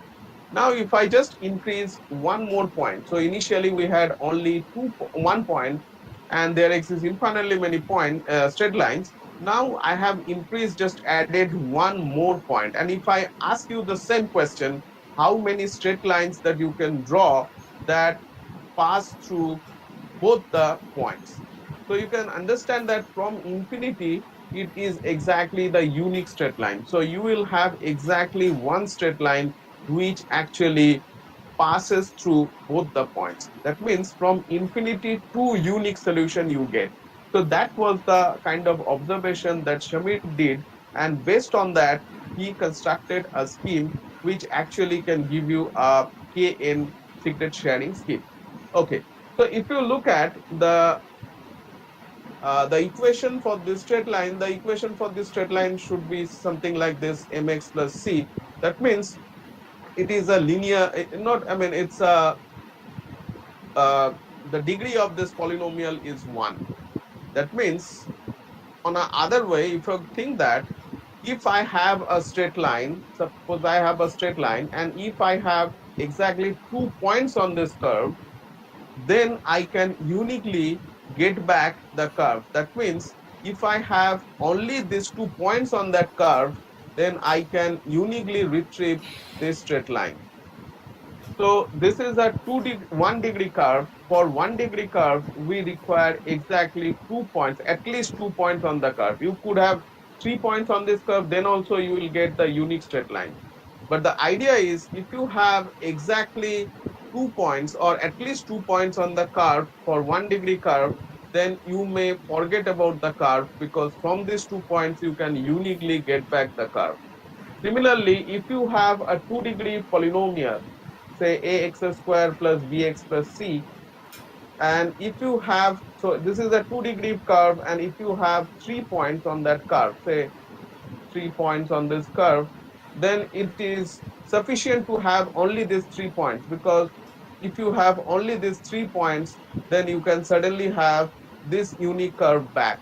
Okay, so if it is a 2 degree curve, then at least 3 points on that curve is required to retrieve back this curve. So that is the idea for giving you the scheme for Kane secret sharing scheme. Okay, so let me try to again give you the same understanding. Suppose I want to construct, say, a 3-4 scheme.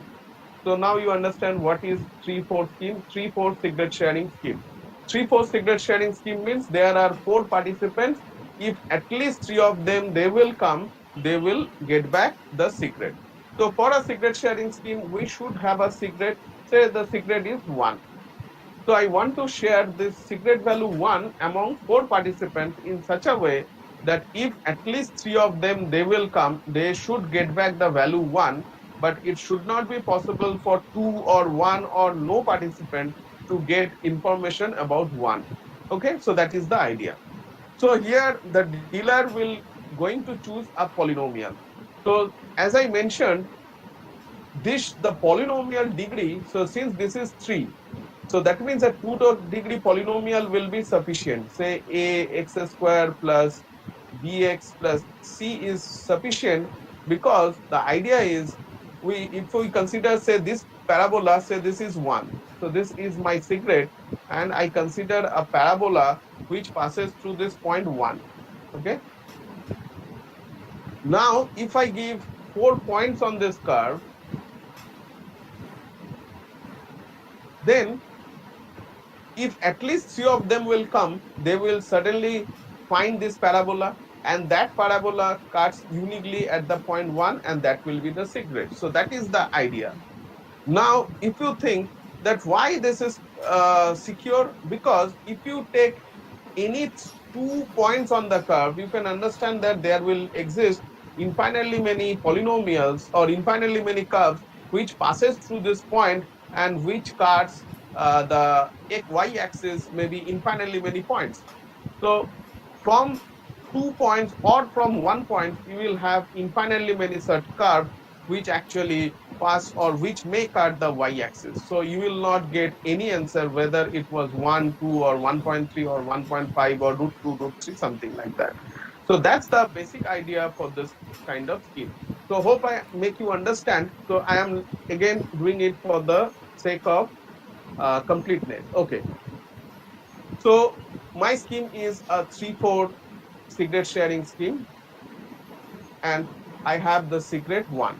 So what the dealer is going to do, the dealer is going to choose a polynomial of degree 2, say fx of degree at most 2, in such a way which passes through the point, because it has to cut the point 1 in y-axis. So it has to be at 0, the value should be 1. So the constant term should be 1, and then ax square plus bx, sorry, ax plus bx square. Okay. So since the f of 0 is 1, that means it passes through this point 1. Now the dealer chooses this A and B value randomly. So if he chooses the value A and B randomly, then the value of B may be 0. If the value of B is 0, then the degree of this polynomial will become 1. That's why I have told you that the dealer is going to choose a polynomial whose 0 value is 1 and whose degree is at most 2. Now it can cover the situation that when B is 0. It may also happen A is also 0. That's why the degree of this polynomial has to be at most 2. Now the dealer has this kind of curve. Now what the dealer is going to do, to each of this participant, the dealer is going to give the point. Say this is 1, say this is 2, this is 3, and this is 4. So the dealer, for the first participant, the dealer is going to give the coordinate 1 and then f of 1. To the second participant, the dealer is going to give 2, f of 2, because this is the coordinate on this particular point. To third participant, he is going to give 3, f of 3, and so on. Now when any three of the participants will come, what they will get? They will have, as I mentioned earlier, they will have a system of linear equation and they get back the original equation. And when they will get back the original curve, that will pass through a fixed point on the y-axis, and that is nothing but 1, and they get the information about the secret. But any 2 or less than 2 participants will come, they will not have any information about the secret, because that will, suppose these 2 guys will come, then there are infinitely many such equations which passes through this point and which may cut at some point at y-axis. So they will not get any information. But to implement it in computer, it's really difficult, or maybe at some time it's really impossible to implement it using this x-axis to be r and y-axis to also be r. That means in R2 plane, it's really difficult to implement, because, for example, if my secret is √2, so say √2 is somewhere in y-axis. So if my equation, suppose here is √2, and if this is √2, then the point is how to represent √2 using your computer. So really that is not possible to represent √2 using computer, because it will have some precision, because you cannot have the exact value. You may have some approximate value, and depending upon the approximation, it may not get the original √2 back. So that's why, fortunately, Shamir did it on a finite field, and fortunately the same result also holds in case of finite field. So Samir did it for finite field. That means in case of x-axis to be the r, he has taken zp for some p prime p, and y-axis he has also taken the prime p. So let us try to explain the whole thing using this. So let us suppose 3-4 scheme. So the dealer chooses actually suppose the secret is 1. So there are 4 participants. So dealer first have a look at how many participants are there and what is the secret. So he needs to choose a prime p which should be more than the value, the number of participants. So here 4 as well as the secret. So 5 is more than both 1 and 4. So he has chosen p to be 5, and then he considers, since it's a 3-4 scheme, so it's sufficient to have at most a 2-degree polynomial. See, if you look at f of 0 is 1, so it goes to the 1 point, and he has chosen these 2 polynomial randomly. So suppose fx is this value, and when each of these participants will be given these values. 1, f of 1. If you look at f of 1, what is f of 1? This is 1 plus 2, 3 plus 1, 6. And modulo 5, that is value is also 1. So total value f of 1 is 6, but if you consider the element to be within Z5, then 6 becomes 1. So first participant is going to get, so this is not A, this should be F. The first participant will get 1, 1. So 1 6, that means 1 1. The second participant will also get say 2 2, and third participant will get 3 4, and the fourth participant will get 4 3. Now, so they are given as the shares. So all these points are given as shares. Now when these participants will come, for example, suppose it's a 3-4 scheme, say first, second and third participant, they join to get the information. So when they join, they know that this scheme is a 3-4 scheme, and the dealer has chosen this kind of polynomial, but they don't have the value. What is the value of A0, A1, A2? So they are actually interested to find the value of A0, because A0 is nothing but the secret. So they want to calculate the value of A0 as secret. So what they are going to do, they know that they have the coordinate. So this first point and the value this. So this is nothing but f of 1. So they are just going to put it here. So they will put f of 1 and they will get a equation like this. So what they are going to do, say f of 1, they will put it here. Say 3 participants they came. So first participant, second participant was 2 2, and third participant they get 3 4. Okay. So when they came, they know that the polynomial looks like this: A0 plus A1x plus A2x square modulo 5. Okay. So for the first participant, he is going to put the value of f1. This is nothing but the value of f1. He has this value, and he knows that that polynomial is evaluated at 1. So he puts it here: A0 plus A1 into 1 plus A2 into 1 square. Now when second participant he knows that this is the f2 value. So this is 2 equal to A0 plus A1 into 2 plus A2 into 2 square. Now when the third participant he comes, this is the f of 3 value. So this is 4 equal to A0 plus A1 3 plus A2 3 square. Now if you look at, this is nothing but a system of linear equation, and they are nothing but three linear equations with 3 unknowns. Now you can write it in this way. You can write it in this way. And if you see that this is nothing but our Van der Monde matrix. Usually we see this Van der Monde matrix at our undergraduate level, and you know that you can very easily, without doing any calculation, you can find the determinant value, and this values is like A minus B into B minus C into C minus A, like this.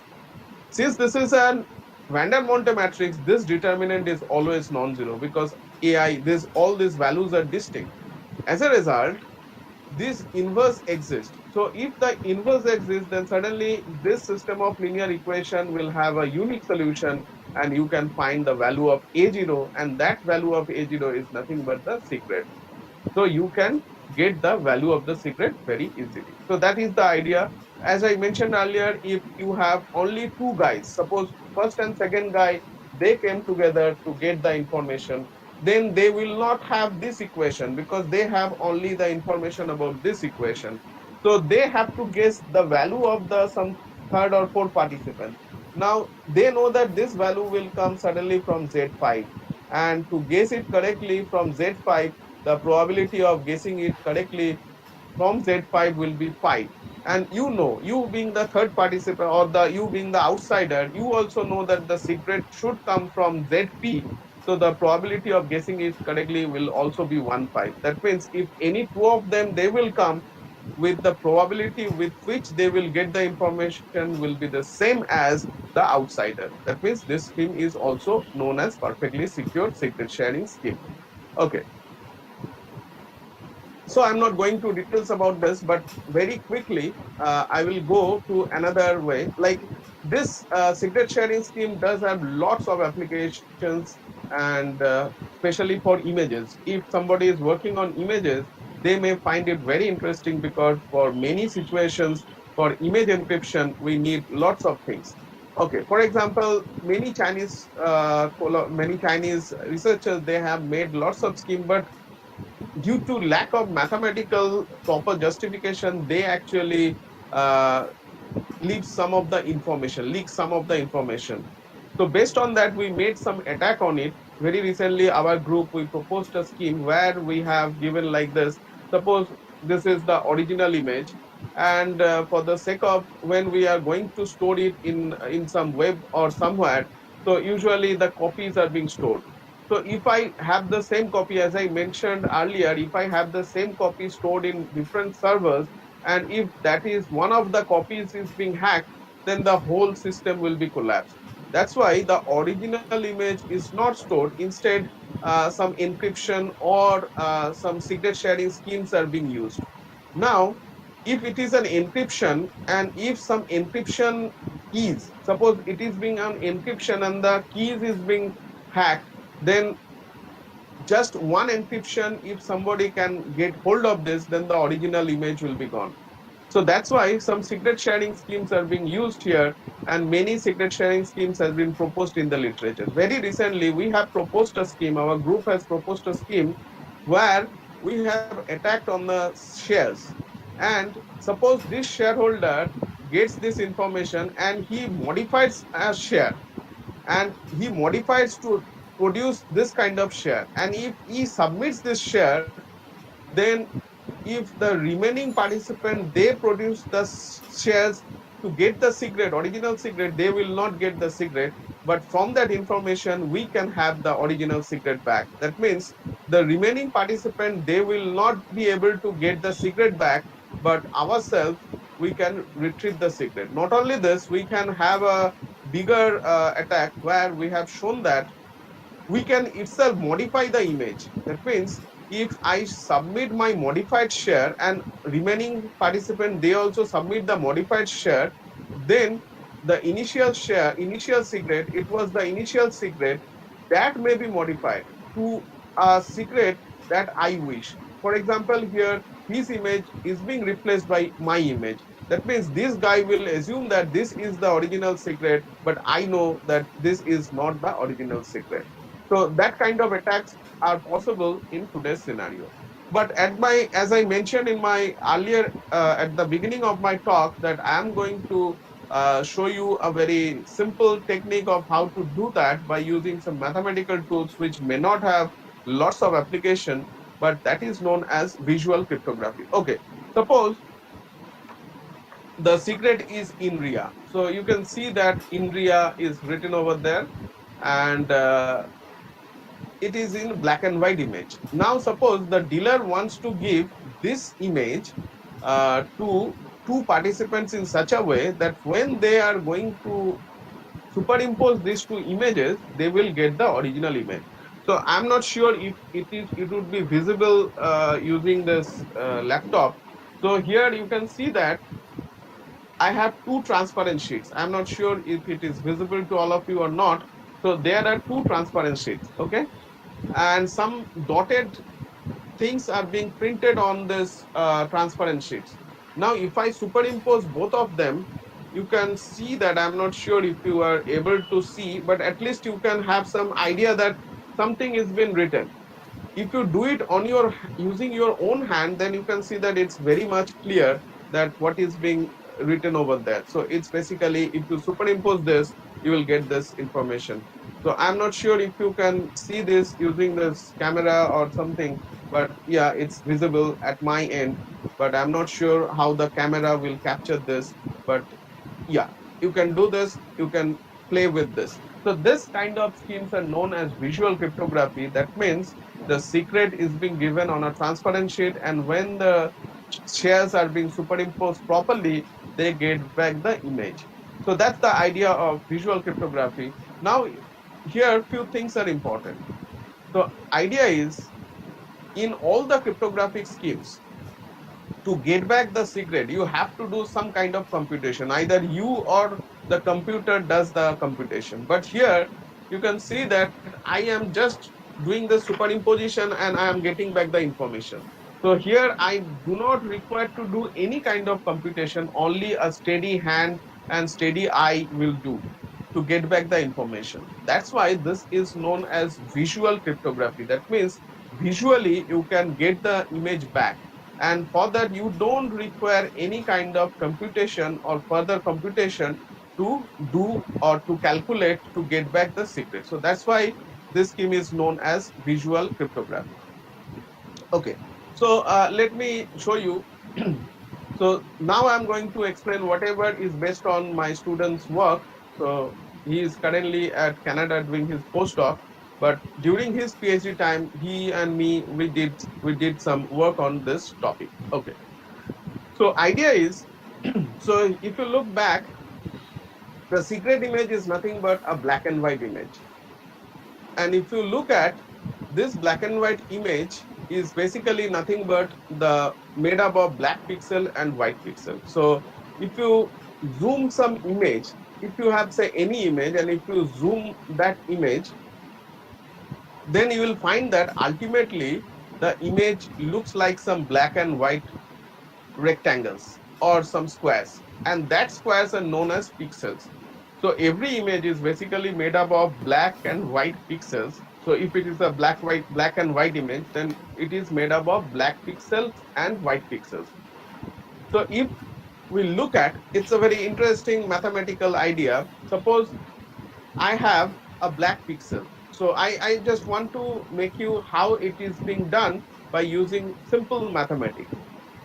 So suppose I have a black pixel, because everything ultimately leads down to the black and white pixels.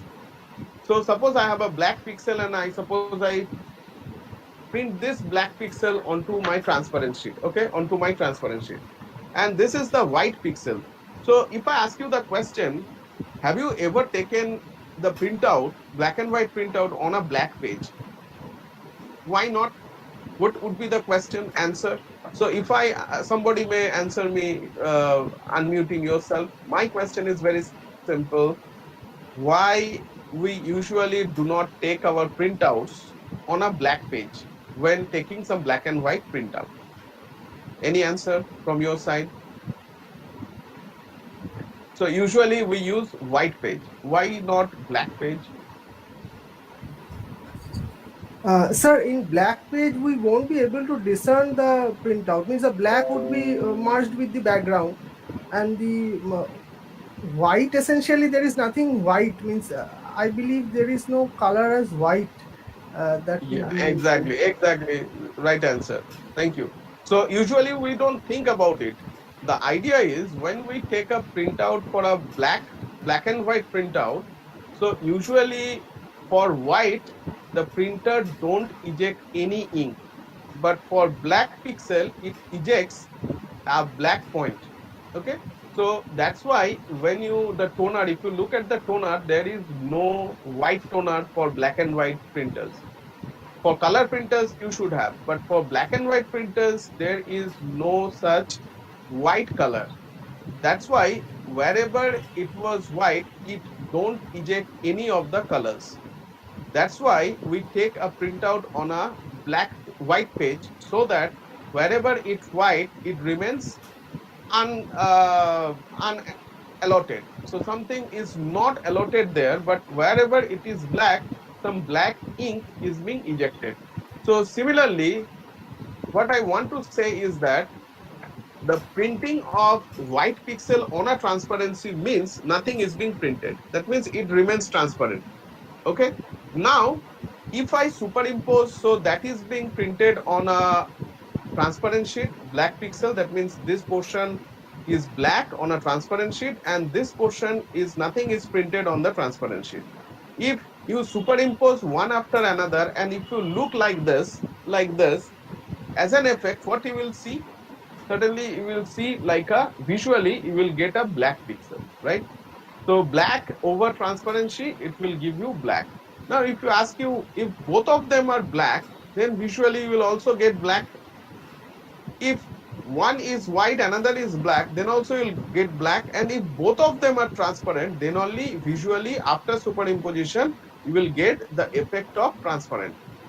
Now, if I ask you quite carefully, can you find some mathematics that usually we do at our very early level? Nowadays, maybe in physics at our early school level, any operation that you think of that may matches with this superimposition operation? Any such idea? Anybody on the chat box, can you please give me? It's okay. Anybody can give some idea?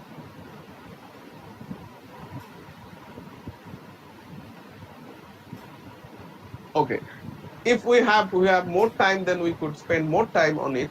But if you put 1 to be black and 0 to be white, then you can see that you will get this, and this is nothing but our binary OR operation. You could also do the reverse way, like black to be 0 and white to be 1, then I'm sure what would be your answer? The answer would be your AND operation. So this Boolean or AND operations is nothing but the superimposition operation. Now think about this, how beautiful is the scheme is. The superimposition phenomena can be explained with our very well-known binary OR operation. So if I encode black by 1 and transparent by 0, then the superimposition operation, which is a physical phenomena, can be explained nicely by a very structured binary OR operation. So in my work, we assume that the black is 1 and white is 0. So wherever we put 1, that represent black, wherever we put 0, that represent white. Okay. So I want to show you how we have made this 2-2 visual cryptographic scheme. Okay. To understand this, it is sufficient to understand for each pixel. So we know that the pixel is either 0 or 1 because my image is black and white image. So each of the pixels should be either black pixel or white pixel. So if I can have an algorithm for black pixel and a white pixel, then we are done basically. Then we can use it on our image for pixel wise and we get the shared image. So let us try to find how it's been happening. Okay. So for black pixel, what the dealer will do, see here the idea is to construct a 2-2 scheme. For that, the dealer first gives, for the first transparency, he prints a white pixel and a black pixel. That means on the transparency, he prints nothing and then he puts a black dot. For other transparencies, he put a black and white. Okay, so first transparency, so this will be given to the first participant and this will be given to the second participant. For the first participant, he is going to give first white, then black, then white. Okay. Now when they are going to superimpose one after another, as an effect, what will do? Suppose this one is being shifted over this. Okay. Then as an effect, what you will get? You will get 2 blacks. Right? Because this over black will give you the idea of black and this over white will give you also the black. Now this whole thing could also be done by using this. So initially he printed white black and then black white, but he could have first print the black and then white then black. So there are exactly 2 ways to do the same thing, but as an effect they will get 2 blacks. Okay. Now what will happen for white? For white, he gives to the white black and white black. When they are going to superimpose, they will get white black. Now the same thing could also be done using other way around. It's black white, but when they are going to superimpose, they will get black white. Okay. So now I am going to give you the algorithm. What I am going to do. Suppose, so for each black and white pixels, there are 2 ways to do it. Okay. Suppose this way is when the dealer comes to the black pixel, he makes a coin toss. Suppose he has taken, if head comes, he will take this path. If tail comes, he will take this path. Similarly, when white comes, if head comes, he will take this path. If tail comes, he will take this path. So now the dealer is going to share some secret image. For example, suppose the dealer wants to share this secret image, this one in RIA. So what the dealer will do? The dealer will first check whether the first pixel is black or white. If it is a black pixel, he comes here, he makes a coin toss. Suppose tail Then he will print the first participant's transparency this one and print to the second participant's transparency this one. Then again he looks what is the second pixel of the secret image. Suppose the second pixel of the secret image is white. He comes here, he will make a coin toss. Remember, for each pixel he makes a coin toss. So he gets suppose head or tail, he gets here, suppose he gets head. So he will take print this to the first participant and this to the second participant and so on. So he will do. Now if you look at for one pixel, I am giving 2 pixels. Not only that, for black pixel I am getting 2 complete black, but for white pixel I am getting 1 white, 1 black. How you can explain this? If you look at this original image, if you look at the background of this image was completely white, whereas the background of the superimposed image is not complete white, but it's a kind of gray mixture. Not only that, the size of the image has also increased. See, here size of Indriya has increased here, Indriya. Now you can understand, you can relate with this. For 1 pixel, I am giving 2 pixels in the superimposed or shared image. That's why the size has increased. Not only that, for black pixel, I am getting complete black, but for white pixels, I am getting a white and a black. That's why previously, which was the background, which was completely white, now has been transformed into a mixture of black and white. But still we can recognize the image because there is a contrast difference. Because for white I am getting 1 black, 1 white, and for black I am getting 2 blacks. That means for white I am getting 1 black, but for black I am getting 2 blacks. That's why a contrast difference is there. And due to this contrast difference, we can visually, as I have already shown you on the transparent sheet, if we could be face-to-face interaction, then with your hand you can check how visually we can get this information in RIA. Now I need to check with one transparency why we should not get any information. Okay, so again we look at this. Suppose you have only one share. That means suppose you have say this one. Okay. Now you have this one, and what is your aim? Your aim is to guess correctly that it has been coming from the black pixel, because this is for black pixel. Now if you look at carefully, this pattern is also here. So among these 4 patterns, exactly 2 patterns are similar type, and this 2 patterns are of similar type. That means if somebody has this share, the probability of guessing it correctly, whether it comes from black pixel or white pixel, is exactly the half. See, there are 4, out of which there are 2 of this type. So the probability of guessing it is correctly is exactly half. Now think about yourself who does not even have any share. Now you know that the pixel is either black pixel or white pixel. Then what would be your probability of guessing it correctly? It is exactly the half what the shareholder also has. So when he comes alone, the probability of guessing it correctly is exactly half, which is same as you who doesn't even have the share. So that's why this scheme is also known as perfectly secret sharing scheme. And that was again proposed by Neor and Shamir, the same guy as I mentioned, the secret sharing scheme, Shamir scheme, who actually invented the same thing. This is in 1994. But we did a lot of work on it, and we did many open problems like this.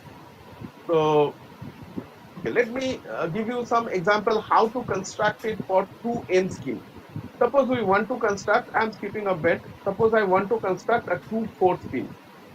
For that, if some statisticians are here, they will enjoy it because it's a statistical design known as balanced incomplete block design. So they may not have used this balanced incomplete block design or any statistical design for this purpose. So the idea is, so here there is one set containing 7 elements. Now I consider subsets of this X. So here 7 subsets of this X set is there. Okay. Now, if I ask you, can you tell me any pair of elements from 1 to 7 in the chat box? Can you type any pair of elements from 1 to 7?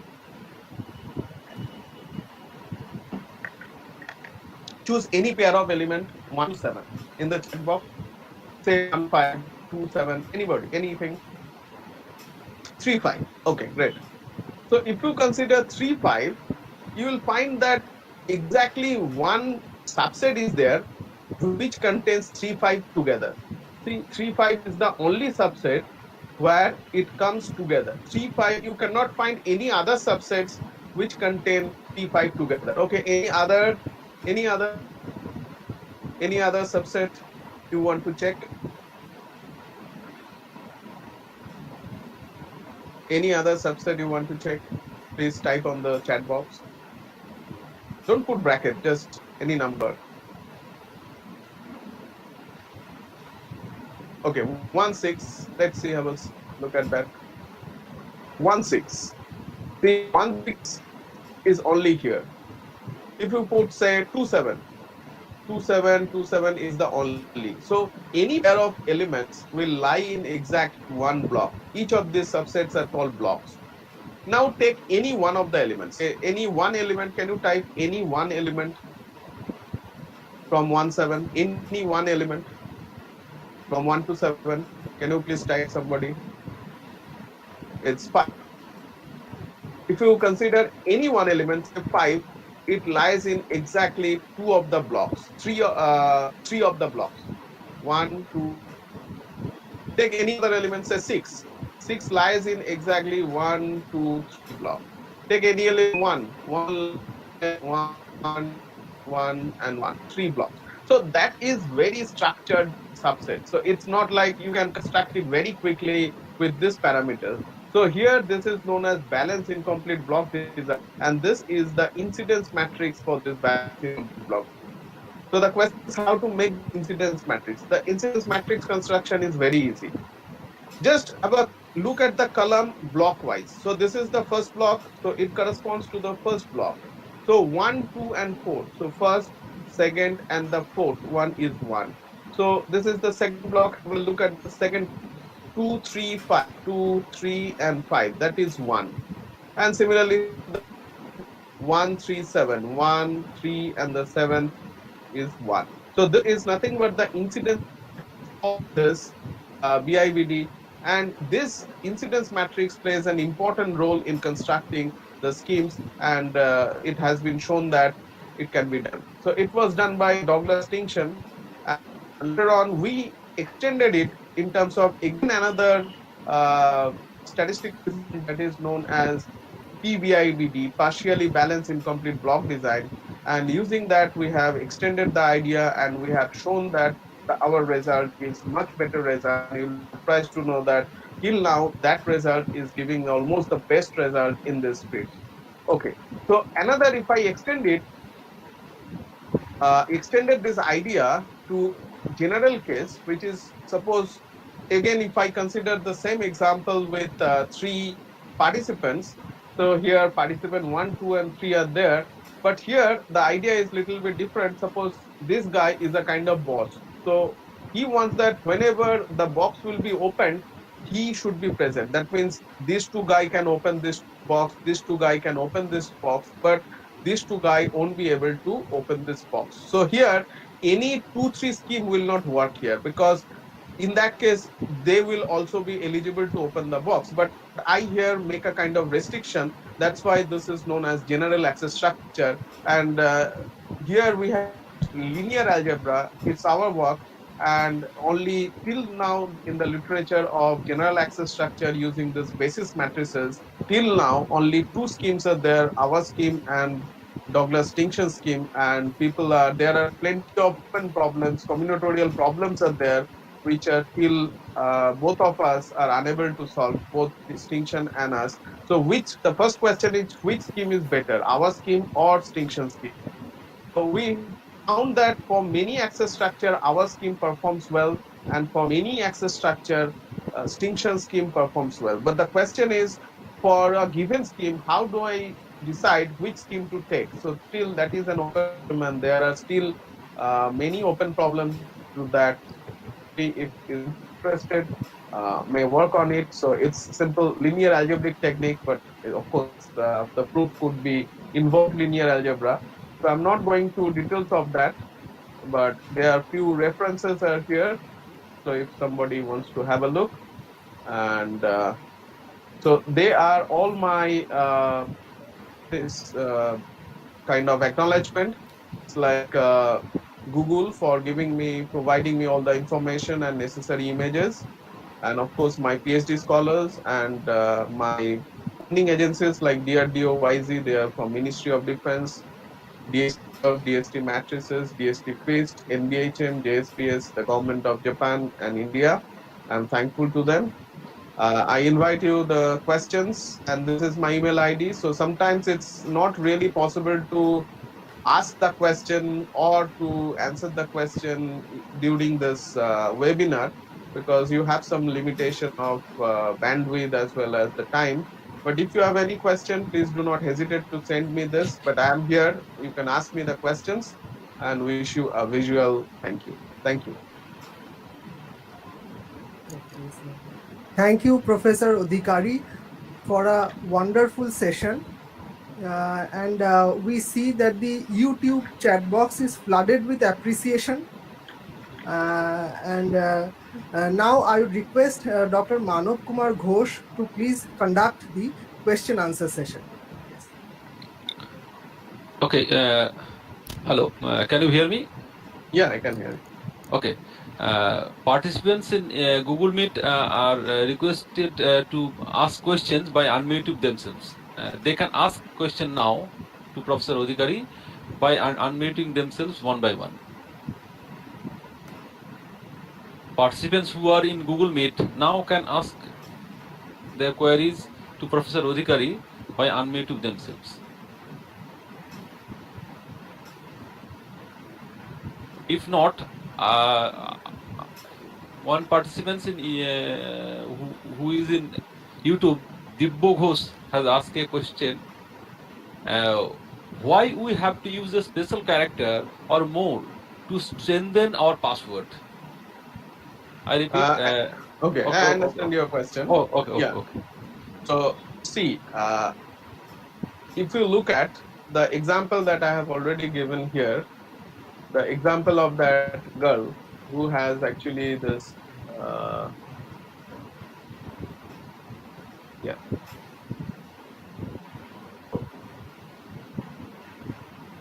Here.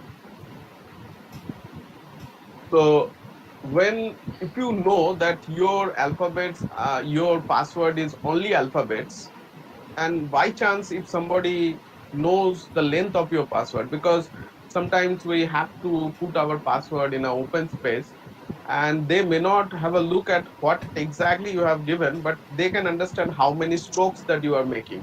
Or sometimes there are many malwares which actually can get the strokes. That means how many times you are entering your keyboards or something. So length of the password, knowing the length of the password is not that difficult. Okay. Suppose here, if I know that only uppercase alphabets will be used, so for this girl, the choice will be only she needs to get 2 more alphabets. That means 26 square. But if she knows that this alphabets could be uppercase and lowercase, then it becomes 52 squares. That means your number of choices has increased. So for attackers, if it would be on uppercase and lowercase both, then the idea would be she has to guess 52 squares. Now suppose if it is alphanumeric, then it would be uppercase plus lowercase plus 10 more numbers, 0 to 9. That means 62. That means she needs to get 62 square many options. Now if some special characters are there, now if the special characters could be hundreds in our keyboard, or we can use hundreds of this, or maybe say 50 of this, then it would be 60 plus 50, many choices. So that means for attackers, it would be difficult to exhaust all possible chances. That's why we use alphanumeric. Now I think it's the answer clear to you. Okay. Next question, another question from YouTube. Can you recommend few books or articles to start this topic? Okay, so there are plenty of books. Like you can start with a book if you just want to. If you are a mathematics student, then Introduction to Mathematical Cryptography. There is a book, and if you are you just search with Introduction to Mathematical Cryptography, you will get the book. And if you are a engineering student, then you can start with a book by Introduction to Modern Cryptography. That's by Lindell and Karch. So if you send me this email, I can give you the references of the books, or you may have a look at the book by me. So that will also help you. The chapter 10 and chapter 12, that this basic modern algebra with applications. Here I have written chapter 10 for number theory, which are required for cryptology, and chapter 12 is for cryptography. So for mathematical viewpoint, that may be helpful for the starting one. But Introduction to Mathematical Cryptography, that is a book which is basically for mathematical crypto. The whole book is dedicated towards cryptology, and for engineering students, Introduction to Modern Cryptography by Lindell Koch, that is also important. Okay. Okay. One more questions. Arun Mojumdar asked you, how does different layers in network helps to encrypt data? You can understand that different layers are there for encryption. For example, application layer, or like nowadays you can understand that SSL or transport layer security, TLS, they are being used, and to encode, like it has to be universal. For example, why the protocols are coming here. For example, suppose I use my own encryption scheme, and you use your own encryption scheme, and I and you want to communicate with each other using some public channel. So my machine or my encryption scheme, if does not match with your encryption scheme, or if we don't have some kind of common point, then it would be impossible to communicate with each other. That's why some common protocols are there which are being used universally till now, so that this kind of communication can be done very smoothly. That's why handshaking is there. But in all of them, the public key infrastructure plays an important role for having this kind of communication in prior. And for example, in 7 different layers for network security, not all the layers the encryption being happen. Say for 3 for application layer, you might have some encryption, but that actually plays an important role for the initial phase. But since they are known to all, that means they are common, sometimes the hackers, they actually exploit it to get the information, and what keys that you are being used and how you are being used, they come to know, and as a result your system becomes vulnerable or becomes hacked. So that's why the security is very important at various layers, but they are not exactly the all. So you require more. And that's why cryptography comes into play in different layers. Other than network security, while your data is at rest, that means at your hard drive or in the cloud, how you can maintain it, how you can manage it, that's important. So security at that level is also important. Okay, thank you. So we will take one or two questions more. Arup, Satish Kumar Singh asked, did anyone used multivariate cryptography in secret sharing scheme? Multivariate in public key domain, that is important, but I am not sure. I haven't checked it in multivariate cryptography for secret sharing. I'm not sure. So please Google it. Google can help you, but I haven't seen it. Okay, okay. One of your faculty members, Samim Ahmed, has asked this question. Is using password manager app for Android like LatPass is safe? No, see, that would be a kind of single point disaster. For example, if that apps is being compromised, or if that is even a malware, then a single point compromise will be there for if somebody can get hold of that thing.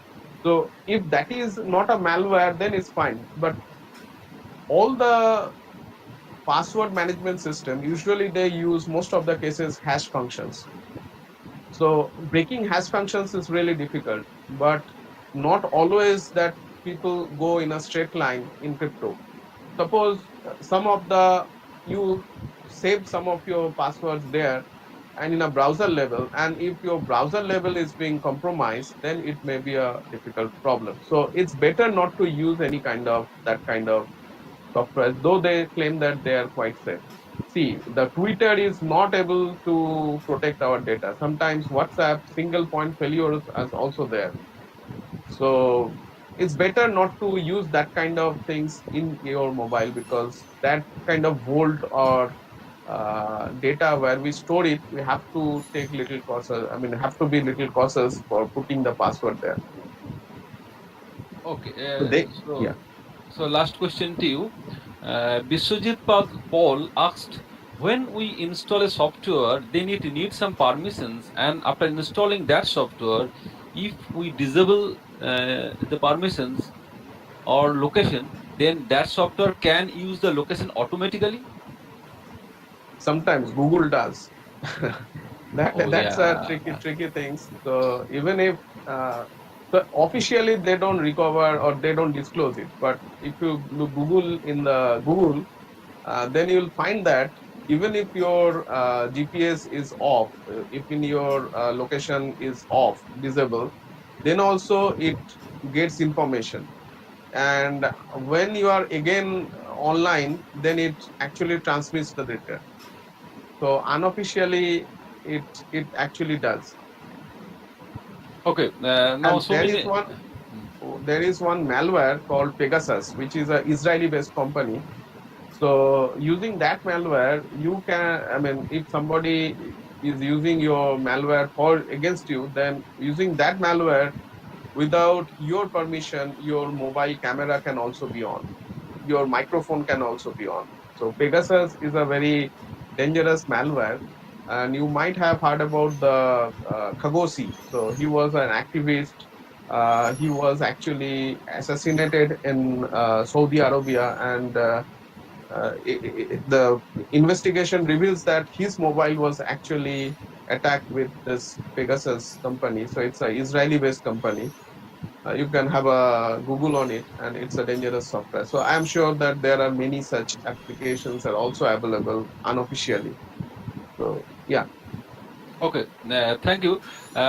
Since our time is almost over, so we will not take any more questions. Participants are asking so many questions.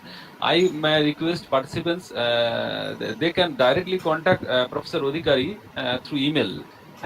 His email is already provided with his presentation.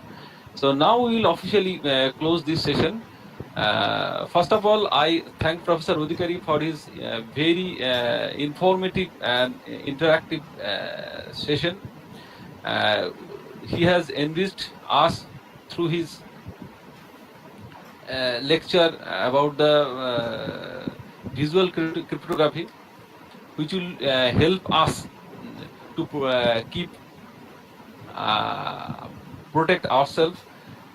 We must thank him for this kind of lecture, and he also help us to for organizing this webinar also. So once again, I thank him for his support in organizing this webinar, and as well as his wonderful presentation in this webinar. Professor Avishek Adhikari, thank you so much. Thank you very much, and it was my pleasure to be here. And thank you very much. So with this, we will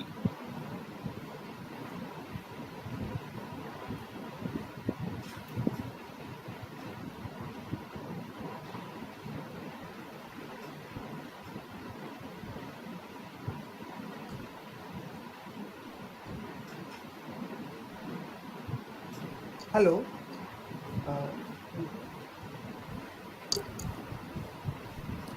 yes, Sasato. Yes. So yes. So we'll close the meeting now.